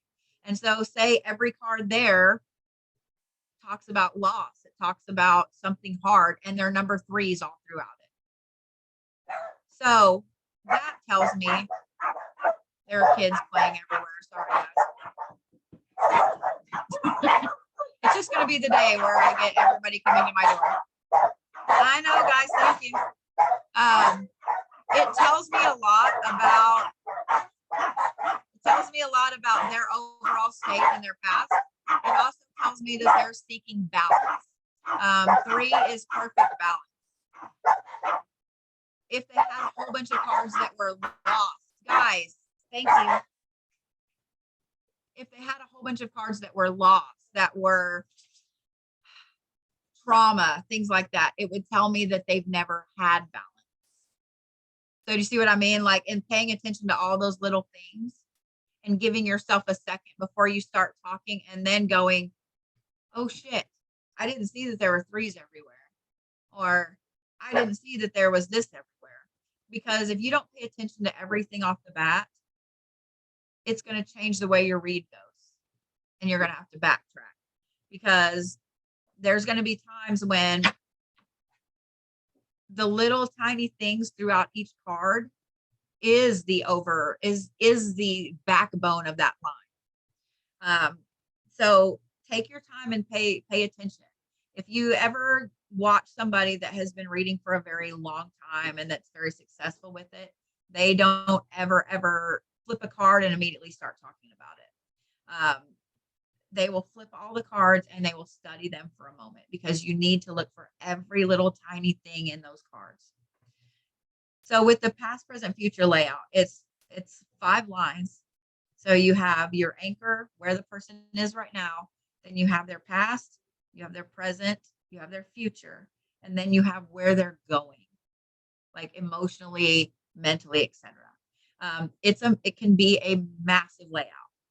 And when I do those, they usually take me a full 45 minutes to an hour to read. They are so in depth. And one of the other things that I really pay attention to, and that I love about Oracle cards in that layout, is that you can get an overall feel for a timeline instead of being, well, this is like your last year. This is the next 10 years. This is your whole life. You know what I mean? A lot of times people will get just a general read and it'll be their whole life. And that may not be what they need to know about. So in paying attention to numbers and paying attention to maybe seasons that are showing up, if winter is showing up in all of these and we're just coming into winter, or summer shows up at the very end, like, you can easily look and see, okay, this is probably your next 3 to 4 months. This is your next 8 months. This is your next year. With this layout in particular, if you guys are using multiple decks and you have multiple numbers that show up, trust your gut. Trust your gut. Look at everything. And if you're seeing all of these 5s and 6s and, winter and so on, it's easy to look at it. And in your mind, you're like, man, this is about the next 5 to 6 months. And tell them this is about your next 5 to 6 months. That's what this is showing me. Give yourself permission to trust your gut, guys. But like I said, you can pinpoint usually month wise how long it is. So that's what April did say. Take 3 pics of the cards. So when I'm doing that, if somebody's in front of me, I'll stand up, take a huge overview, but then I'll also take a picture of each line or have the person take a picture of each line. Oh, April, stop it. You'll make me blush. A couple of the other layouts I do are a little easier, but let's talk about relationship layouts first, because you will have everybody and their dog wanting to know about their relationship at some point. The way I do my relationship spreads, it's kind of a variation of my past, present, future. I do draw that first and that last line, like I said, in the past, present, future. However, this is one person and this is the other. So I will draw with my dark goddess. I will draw with my shadow work. And then I will also draw with these, because that tells me emotionally, mentally, and physically where that person is at. With that anchor card, it tells me their role in the relationship. So if I have one person that has the jaguar and one person that has the gatherer, that tells me this person over here with the jaguar, that is the one that wears the pants. That's the strength. That's the one who is in charge, basically. Whereas over here you have the gatherer. This is the person that's the hard worker. They're the ones that makes everything work smoothly in the house. Do you see what I'm saying? Like, it gives me a very solid, in-depth look at both people. And then in the middle, I do another 3 different lines, but they're a little different. Instead of laying them out like lines, I have 3 cards I draw in the middle. I will draw an anchor card because I want to know where the relationship is going. That's the anchor card for the overview of the relationship. And then usually I draw 2 other cards with it and I lay them out kind of a triangle. Then I will draw another line between this person's self, what their role is in the relationship, going towards them together. And then opposite over here, this person, their role in the relationship going into here. I do draw a shadow work card in each of those middle lines, because that tells me that person's, everybody in every relationship, there's issues. I'm not saying they're horrible, but everybody has something in a relationship they do that bugs the other person. It is what it is. It's that way in friendships, work, everything. So that shadow work card in there tells me the thing that each one of those people need to work on in that relationship. But when you lay them all out, it almost, the pieces of candy that they're big, round in the middle, and then they come down and they fan back out. That's almost how it looks when I lay it out. So I'll have this big fan on each side, and then they kind of go in like this to the middle. But it gives you a very good overview of what each person's role is, where they need to maybe do some work, and what's going to happen. Those 3 middle cards always tell me what's going to happen in that relationship. I also, once I draw the cards, I will usually let the person in front of me pick if they're left or right. Are you left or are you right? Which side do you want? Sometimes I pick it for them. It just kind of depends. So use your gut on that too, guys. But feel free to use that and tweak it. It's a very, very in-depth, powerful layout. And by tweaking it slightly for whoever's sitting in front of you, or however you feel about what you're reading, etc., man, you could easily just pinpoint everything. What if you read someone a lot? you start to get to know their life. Could that affect the meaning? No, not really. What it affects is your ability to pinpoint things with them. So if you read someone a lot, I have clients that I read almost every week.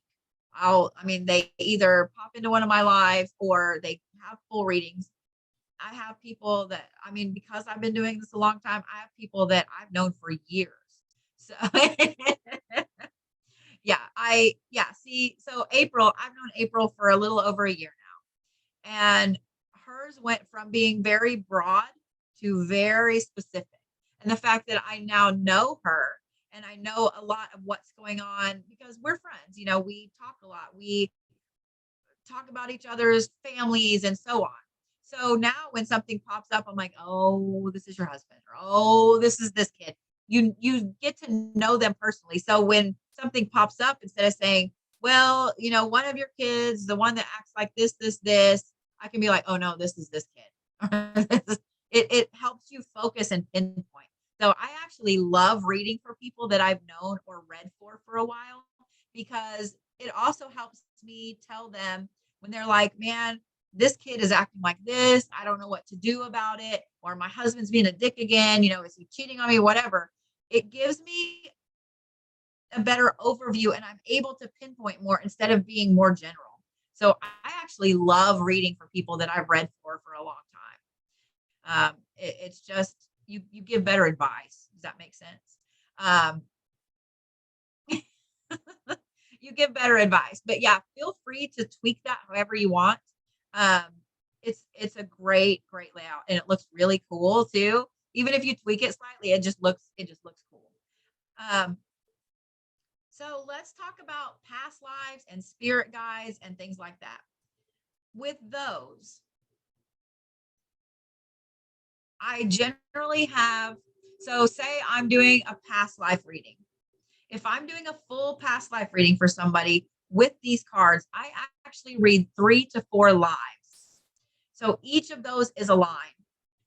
With that line, I do it like a mini full spread read. So I will use the Dark Goddess cards at the top. That is the anchor.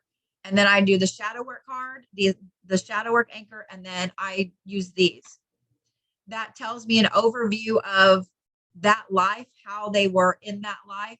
If it was destructive and revenge. I mean, that's pretty self-explanatory. Like that was kind of a hard life for you. You did some bad shit.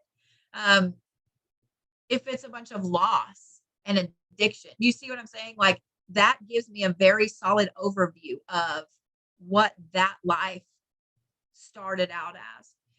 And then you have your other anchor cards and so on. Now, I've been doing this a very long time. And when I do past life readings, I channel that life. And so the only way I can explain it is this way. I've also done remote viewing for a very long time. And I kind of use that skill set to go in and I kind of get an instant download of that whole life. And so then I go back through the cards and unpack it. And so I kind of have to determine in that whole lifetime, what is important to tell that person. I just saw everything within about 5-10 seconds. And now I've got to unpack those little things. So the cards I use affect the amount of information I get about that life. If I only have 2 or 3 cards about that life, it's going to be more of a broad overview. Now, if I have 10, man, I can pinpoint down to the year you were born, like everything. Spirit guide readings are a little similar. I use some of the same cards in those anchor positions. You see why I call them anchors? Like they give me an overview of that person's personality, of the things that they're here. Now, if I'm doing a spirit guide reading, it gives me an overview of that spirit guide's personality, what they're here to learn or teach you, and what the anchor card tells me, what they're here to help you with. And so from there, I can pinpoint it. And if I do a spirit guide reading, if I'm doing a full one, it's anywhere from 3 to 5 or 6, depending on how many you have. So everybody has spirit guides they're born with. You have them till you die. They're assigned to you. And then as you get older and you go through life, people pass away and they're around you too. So you can have a metric fuck ton of spirit guides, but that gives you an overview of their emotions, who they are, who they were, etc. So, but past life readings are very interesting. And if you guys are wanting to learn how to do them, I will tell you that they are very, very draining. They're very draining. It's easy to tell someone about a great life. It is a completely different monster to tell someone that they were treated horribly and killed as a child. You know, there have been a couple of times I've had people sitting in front of me that I actually had one of the ones that affected me personally the deepest. And I'd been doing this for years at this point.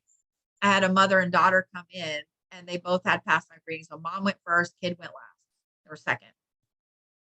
And the very middle life, because I drew 3 lives, middle life for that kiddo, when it pulled up and I got all the information, I started unpacking it. I actually put the line back up and I told her, I was like, I don't want to tell you. I don't want to tell you about this life. And the girl in front of me, she just instantly started crying. She just instantly started crying. And she said, I know. Like she kind of knew. And so that one affected, like, it kind of makes me tear up a little bit now. Between my next appointment, I actually had to step outside and I cried for a little bit because I was not going to tell this. She was only in her early 20s. I was not going to tell this sweet little girl in front of her mother that she had been sex trafficked and just treated horribly and killed before she was 10. Like I was not going to tell her that. So you're going to see a lot of things that you never in your life want to see if you're doing past life readings. They're not all hunky dory. Now it's great when I tell somebody like, damn, this was your vacation life. Like you had everything handed to you. Like I'm jealous of this life. Those are great. Like I'll tell people that all day long, but you're going to have every single reading, you're going to have a life that is going to be horrendous. I mean, not horrendous, but you know what I mean? It's going to be hard. You're going to have to tell somebody either they did horrible things. They had horrible things done to them. They saw horrible, whatever it is. So yeah, it's hard. It's very, very hard. Spirit guides are interesting because they all have unique personalities. Sometimes they want to show you weird shit that doesn't matter. Sometimes they turn into mediumship readings. They're really draining too, but they're fun. They're fun draining. They're fun because you get to know all these spirit guides kind of intricately really quick. And there's usually one that's overpowering the others. And you have to talk to them like they're toddlers. Like it's kind of comical. I like doing them. It's fun for me, but past life readings they're hard. So if it's something you guys want to learn, just know that those are some of the most spiritually draining things you can do. And I think a lot of times that's worse than being physically or mentally drained, because when you're spiritually drained, it's hard to get that back. You have to really, really try. How do you choose a deck for past life readings? So I actually have one right here. So this is a past life deck. I was gonna say it feels kind of small, but it's not. Okay. I do, like I said, I have anchor decks that I use in certain areas. If I need clarification, I'll use this deck because this has things like, you know, rider phobias, like areas, different areas, and so on. I don't actually use this one as often as you would think, and it is a past life deck. It's to help you read past lives. I think it's just because of the way that I read and how long I have been reading. I use my other cards for those things. Yeah, it's a good deck. It's a great little deck. I really like it. So if you guys are interested in past life readings, this is a great one. Is it Doreen Virtue? I can't remember because I have no idea what it is at the box. But yeah, it's great and it's beautiful. It's gold on the sides, like even the tiny one. I have mediumship decks. I have all kinds of decks for different purposes. So if you guys, if if Oracle cards are your thing and you're like, oh yeah, I love them, I want to get more into depth with more in-depth readings like that, then start building your collection with specific decks. I do have several hand painted decks I've made because I get frustrated and I'm like, man, I need a deck for this, but I don't like any of the ones that are out there. I'll create my own deck. I'm like, I'll just create my own deck. But yeah. So what other questions do you guys have? And I was gonna go ahead and I'll see if I can do this. There we go. So I sent a thing so you guys can unmute if you'd like to ask questions. Because I'm sure some of you guys have questions about stuff. That's a great question. What about health and fertility readings? Okay, for the most part, I steer clear of those. Usually people that are, it's kind of an ethics question there. So a lot of times professional readers will steer clear of those. You're getting into territory where if you tell somebody that they're going to lose a baby or they're going to get pregnant, they don't, or maybe you say they're going to get pregnant and they get pregnant, have a miscarriage, or you see health problems and they. You want it outside? Do you need to go potty? Yeah, I need to go potty, April. Yes, sorry. Oh crap, I'm not muted. It's Mika. Sorry. Mute my ass, damn it. Okay, I'm muting you. That was funny. Oh God, that was funny. Okay. So I steer clear of those just from the ethics standpoint of it. I will have people ask all the time, and there are some times that I will see something. I've had someone sitting in front of me and heart problems keep coming up over and over and over. And I just will tell them, hey, you might keep an eye on that. You might just get that checked. I won't say, dude, you're treating yourself like shit and you're probably going to have a heart attack for 50. You know what I mean? Like, even if it's just glaringly obvious throughout the cards, I will just tell them, hey, I would get that checked. And I have told a couple people that. And what's funny is just a couple weeks ago, I had told somebody months ago, and their wife messaged me and they were like, hey, I'm glad you said that because he got a little paranoid. He went, got checked, and he actually has an artery that was clogged and they had to do a stent.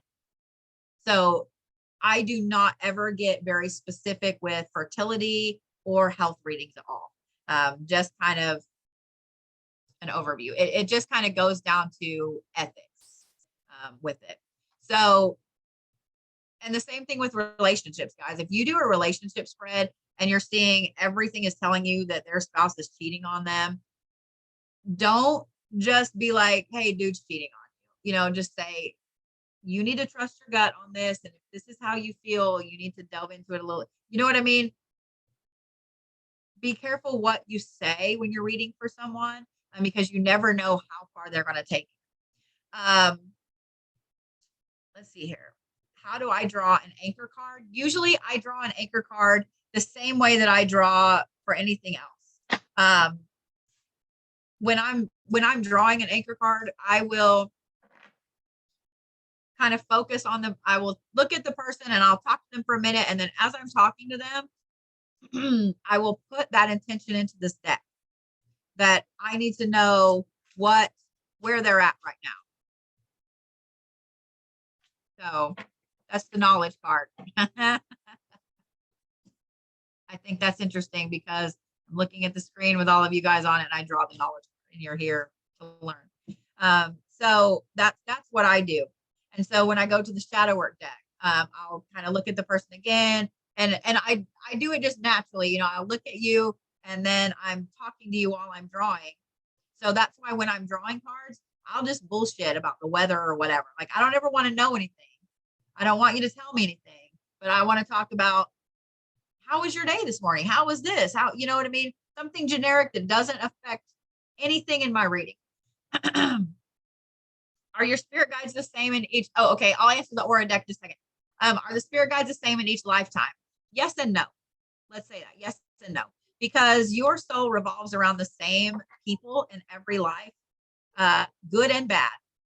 So they may be the same if it's your soul tribe. If they're ones that are assigned to you, then no, they're not going to be the same because they're just assigned. This is, this person has to learn this, and so do you. So guess what? You're their spirit guide. Or this person's really stubborn and hard headed. They got to learn to go with the flow. You're super zen and go with the flow. You need to help them, and they need to help you kind of be a little more rigid. An aura deck. I don't really have an aura deck. I'm sure there may be some out there, but I don't really have one just because I'm an aura artist and I read auras. Let me get down here. Wording is everything. Yes, yes, yes. Have you seen darkness in a person and would you stop a read? So in card wise, I have, and I don't call them out on it. Like, that says right there, wording is important. Now, I've done a couple of aura drawings where I've seen some really horrible shit in someone as I was holding their hand to draw them. And you kind of have to sugarcoat it. You can't be like, I see you. You can't, you have to learn to hide it a little better. Because the first time I ever came up across somebody that had a deep black core aura, and I instantly saw some of the things, I had to fight pulling my hand back. And he felt it, and that's what sucks. So after that, I made a promise to myself I would never do that again, that I would never react like that again. And it's gotten easier over the years, especially in doing past life readings, and you see some just horrendous shit with past life readings. So I have never stopped a read. I have also never told someone I couldn't read them. There are people that have come to me that have said, I've had so many readers tell me they can't read me. They can't see this or they can't see that. And it makes that person freak out. It makes them worry. Like, what? Am I a horrible person? Is my soul that? You see what I'm saying? So if you stop a reading or you tell someone you can't read them, I mean, if you're like, hey, I can't read you right now, like I'm busy, that's one thing. But I can't read you. I can't, I don't know what's going on or whatever. You are going to worry that person to their core for a long time. And even if I have someone that comes in front of me and they are like, well, the last 3 people I've tried to have read me said they couldn't read me. Hang on, Miss Luann, I see you there. Even if I read them and I give them this full pinpoint spot on reading, they still have that little thing in there. Well, but I had 3 people say they couldn't read me. I must be a bad person. So I've never stopped to read. I've never told someone I can't read them. Now, like I said, I've had a couple past life readings where I'm like, baby, I don't want to tell you this. I don't want to tell you this. Why would you not be able to read a person? I actually don't know. I've never come across somebody that I could not read, whether it was auras, whether it was cards. I've never come across somebody like that. Sometimes I chalk it up to inexperience. I chalk it up to maybe they didn't want to tell somebody something. Or for the most part, I think a lot of it is inexperience. All right, Miss Luann, what your question is, Sweet Pea? Well, I pulled some cards and apparently they were stuck together and I didn't see it until after I finished my, practice reading. So have you had that happen to you where you just noticed after you thought you had it all, there was cards stuck together? And what does that mean to you? I have, and it doesn't happen a lot anymore because I make sure I do that with my cards now because I've had it happen, and you guys will too. And that's a fantastic question because, so here's the thing. So say I have these 2 cards and the mirror is behind this one and they're stuck. And so I only see this card. Right. And then afterwards, as I'm putting them up, I pick them up and I go, oh shit, this card was back here. I will look at that. I may not be able to tell the person, maybe the person's already gone or whatever. I take that as there's something that this person needs to see for themselves. I wasn't meant to tell them that. So if this was behind the triple goddess here and the triple goddess showed up as protection for that person, maybe they needed to protect themselves in some way.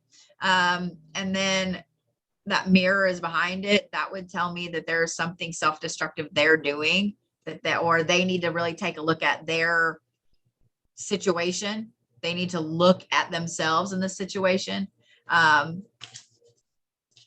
just take that as it wasn't for me to tell them that. It wasn't for me to tell them that. It's being hidden from them because that's a lesson they have to learn in this lifetime or they have to overcome. And so it wasn't for me to tell them that. I know it now, but it's not for me to tell them that. But Yeah. I've also found that when that happens, I usually end up reading that person a little bit later on. And I already have this insight. And so when I'm reading them, I can ask them like, hey, did you figure, I'll ask them a specific question about it. So yeah. Yeah, it's kind of interesting because it's freedom upside down on top of happiness. Well, that is interesting. I mean, two great cards. So the one you didn't see at first, so you saw Freedom was reverse. on top of happiness, right? Right, but it's in the reverse. Gotcha. Okay. So freedom being on top of it and being reversed tells me that there's some area where if those were for you, I would say there's some area where you're holding yourself back and holding yourself back. It's keeping you from your full potential and being happy. Yeah. So, I just never had these. This is a used deck. I've never had them stick together. That's why I was curious if that has happened to you. I have that deck. That's a fabulous deck. It's one that I use in almost, I would say at least 85% of my readings. I love that deck. It's a great deck. So let's see here. Does grief shut down the third eye? It can, yeah, it can.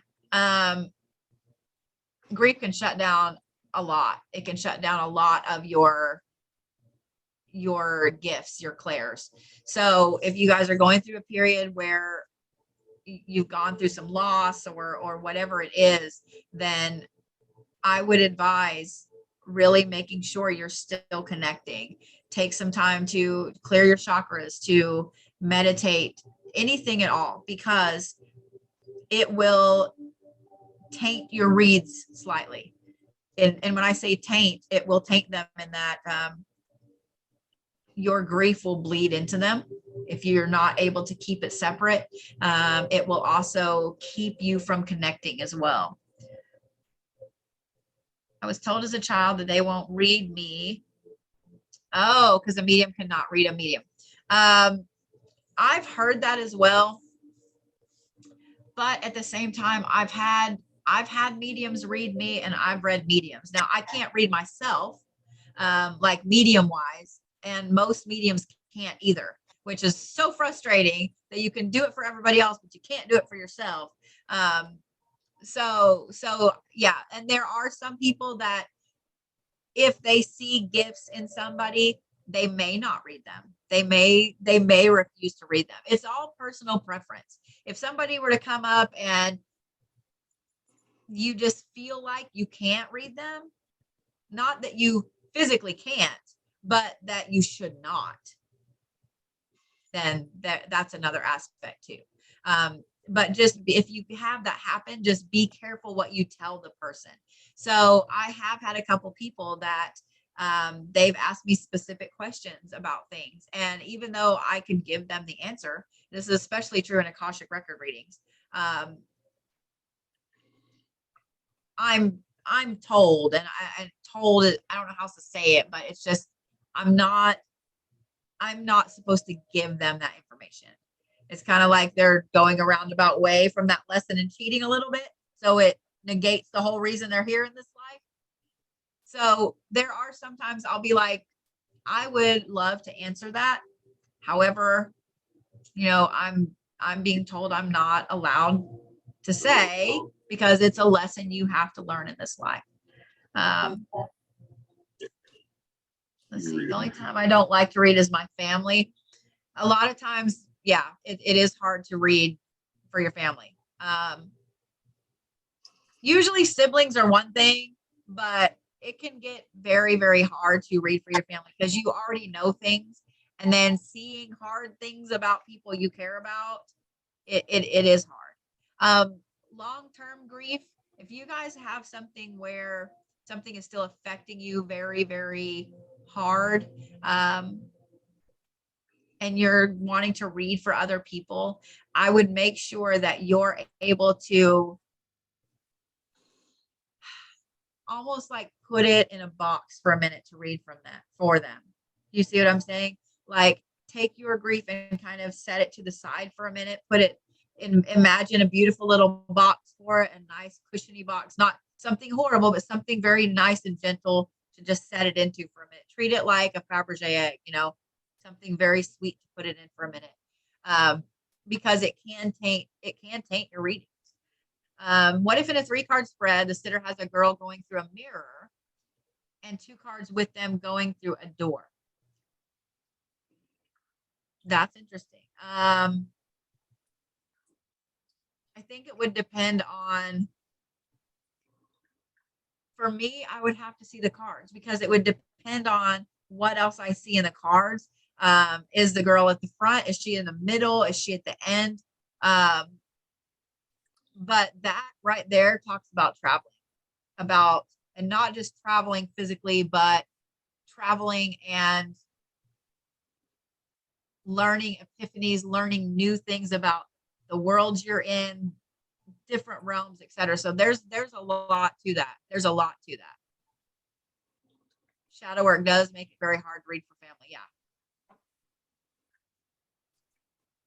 Every time. Oh, got a reading from you, Andrea? Because I could see that. Yeah. Oh, gotcha. Okay. From another. Okay. Yeah, but I always keep Kleenex with me for aura drawings, for any kind of readings. A lot of times they are very emotional. They're very emotional, especially if you don't get readings a lot. If you get them very, very rarely, and something pops up that affects you deeply, you can cry for a whole bunch of different reasons. But I'm kind of the queen of making people cry, not on purpose. It's just sometimes it's that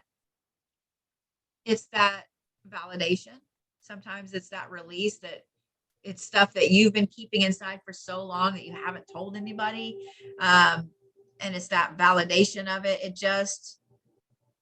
It's just that release. So it's not always something sad. So that makes sense.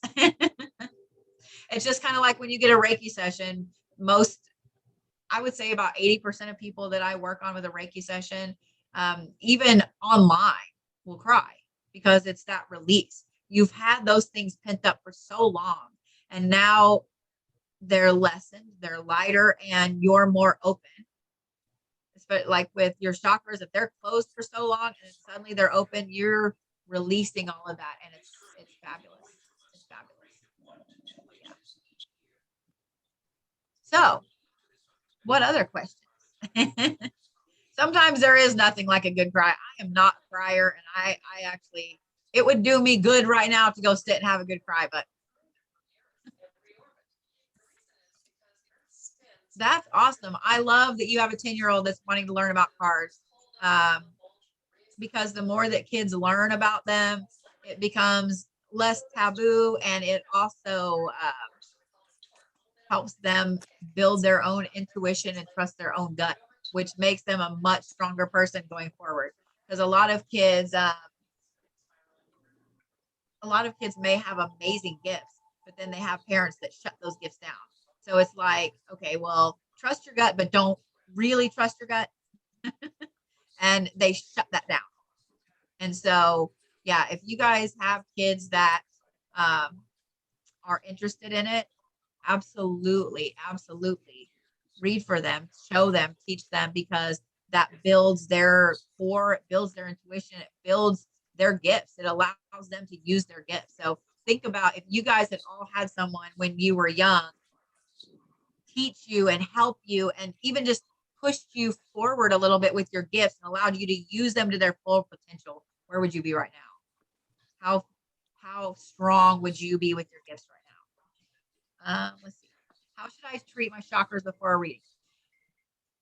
That's all up to you. If you're talking about reading someone or going in to be read, with me in particular, every morning before I start my day, I do a little bit of Qigong, which is a martial arts meditation, yoga movement. It's very fluid, very easy. It kind of opens you up and connects you. I also always make sure that my eighth chakra, my soul star, is where it's supposed to be, so I can pull in everything I need from the universe. Once I do that, I will absolutely put kind of a protective light over myself, because I'm very empathic, and especially if I'm a person too. So even if I don't work on somebody Reiki wise, I may shake their hand, I may pat their hand, something like that. And then you're also right there next to something that's very raw, very hardcore, especially with something hard you're seeing in somebody's reading. So protecting yourself will help you not to soak up any of their grief or pain or anything like that. How would you integrate crystals with cards? So that's fabulous. I keep a ton of crystals all over my desk. I usually have different bracelets and stuff that I have on also for protection for things like that. But one of the things that you can do is have crystals that help you connect, that help you either amplify your gifts, protect you, and kind of calm the reader, etc. So like I usually keep blue apatite because it's attuned to the future. I keep India Gabbro because this right here is an amazing connectivity stone. I have a black obsidian tower. Like when I have someone physically sitting in front of me, I'll have blue kyanite sitting there, things like that.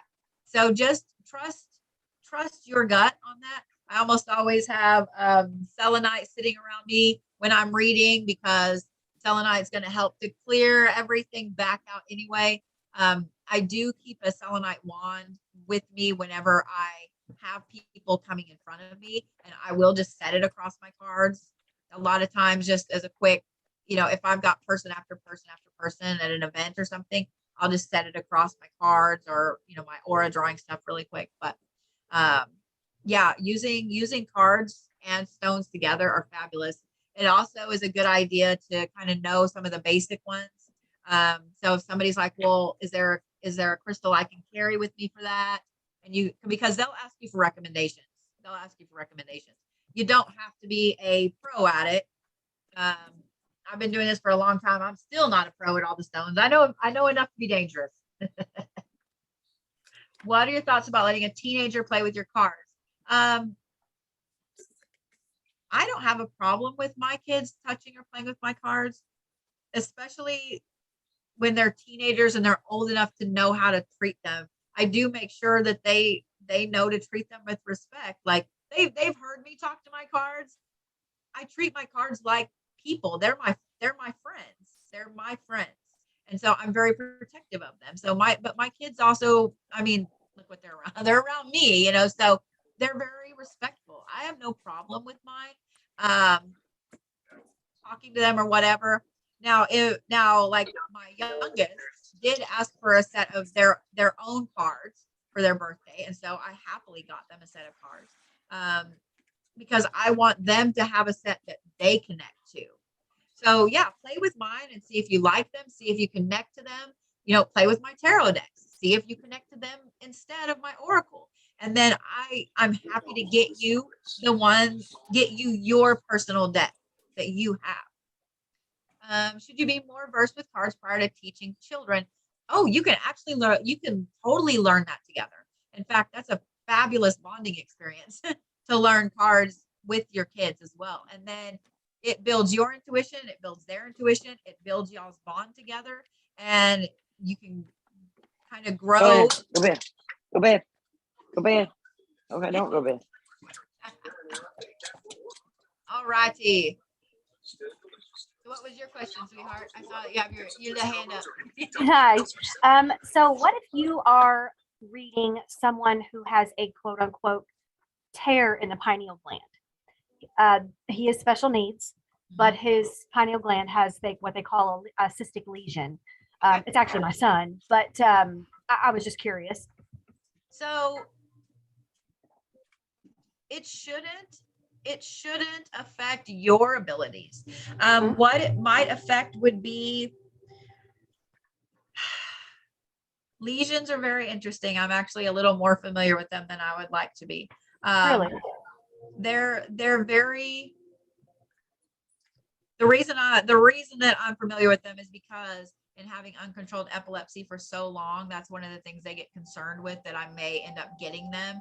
Right. So I had to fall down the rabbit hole, because when they mentioned them, I was like, the fuck is that? Like somebody cut my brain, like, what is that? Yeah. So I researched obsessively on them, and they're really fascinating in the way that they can alter someone's Manipulate. personality, their like everything.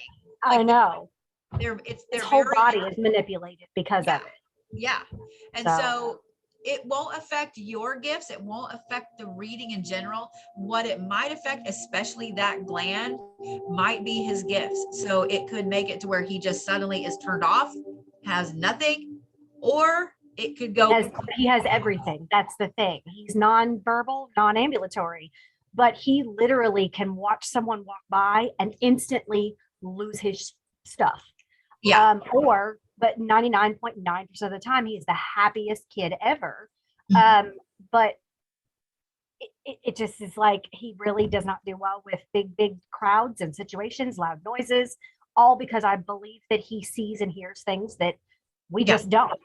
So that's why I was curious. I thought, oh God, should I never pull these out when he's around, kind of thing? That kind of stuff. I would be curious. I would be curious how well he could actually read them for you. And I know you said he's I wouldn't know what to pick on, though. I wouldn't know what to pick up for him to give me whatever message he's trying to convey. Right. I'm not sure. Well, if you had a deck of cards that was a very general oracle card deck, just for a daily pool or whatever, and he could in any way, even if it was eye signals or something, Yeah, he does. Blink when you want me to stop shuffling. He can reach out and grab. He can do gotcha. certain little things. Yeah. So yeah. I think it would be very, very interesting to shuffle them and spread them and tell him, I would like you to pick me a card. Oh, okay. I'm going to do this for real. Yeah. This is pretty freaking amazing. I would bet that if you had him pick you a 3-card spread or something like that, I'd be willing to put my money that it would rock you to the very core of yourself. Oh God. Thank you. I appreciate it. So, thank you. Kiddos that are neurodivergent, whether it's autism or ADHD or whatever. A lot of the reason that they have some of the issues they do with connecting to humans is because they're so connected on the other side that they see through everybody's bullshit, and they just feel different, but not just brain wise, because they operate on a different plane, and they're usually so damn connected that if they ever are able to pick up any kind of divination or things like that, they are some of the best readers that you will ever see in your life. People that are neurodivergent, my other child and my husband are both very, very ADHD and are both very sensitive as well, much more than me. And it's crazy to see them all three interact, because my special needs baby, well, I say baby's 23, but he is so in awe of them all the time. It's just like the colors of blue and gold and just bright gray and almost white come out of the top of his head to me. It's gorgeous. Yeah. So it's pretty cool to see all three of them interact. Oh, I'll bet. Wild. But I appreciate that. Saying thank you. Yeah. I would Uh, love to know how your reading goes with him. I'm going to email you. So, I appreciate you very much. oh yeah, absolutely. So I saw Nikki asked, what kind of deck would you use for a gifts reading? Like to find your gifts or other people's gifts? I don't really know. I mean, I've got a couple of decks here that are starseed decks, that are psychic decks, etc. Um, I use them as kind of to show me, to pinpoint where their gift is. So I'll draw from like each of those decks, and then I kind of look at it, use it as an overview. There was a deck that I had. I actually gifted it because I just knew it wasn't mine anymore, but I'm trying to remember the name of it. It's a Doreen Virtue deck, but it has all the Clairs in it and so on. It's an Archangel deck. That one I would use for gifts as well. I'll have to look and see. I've actually still got the box, but yeah, people that have kiddos that are on the spectrum, that are neurodivergent, they usually, if you give them the freedom to look at cards, look at stones, look at pendulums, any of those things, they're going to find one thing it's theirs. It's theirs. You know what I mean? It's their thing, whether it's stones or card, whatever it is.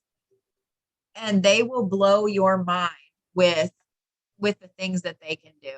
So I'm looking at all these things here. Yeah. Yeah. So being neurodivergent is absolutely it's absolutely a gift. I know some people don't look at it that way, but you're so much more connected to the world around you, and to the upper and lower worlds than most people are, because you experience things differently, you see things differently, you know things differently. So yeah, it's definitely a gift. I know some people may not look at it that way, but it absolutely is. It absolutely is. So any more questions, guys? I hope everybody learned something interesting out of here and picked up a few of those little bitty tips that you can now go out and use, and everybody's going to go, oh my God. So yes, temples. Yes, Miss Andrea. Yes.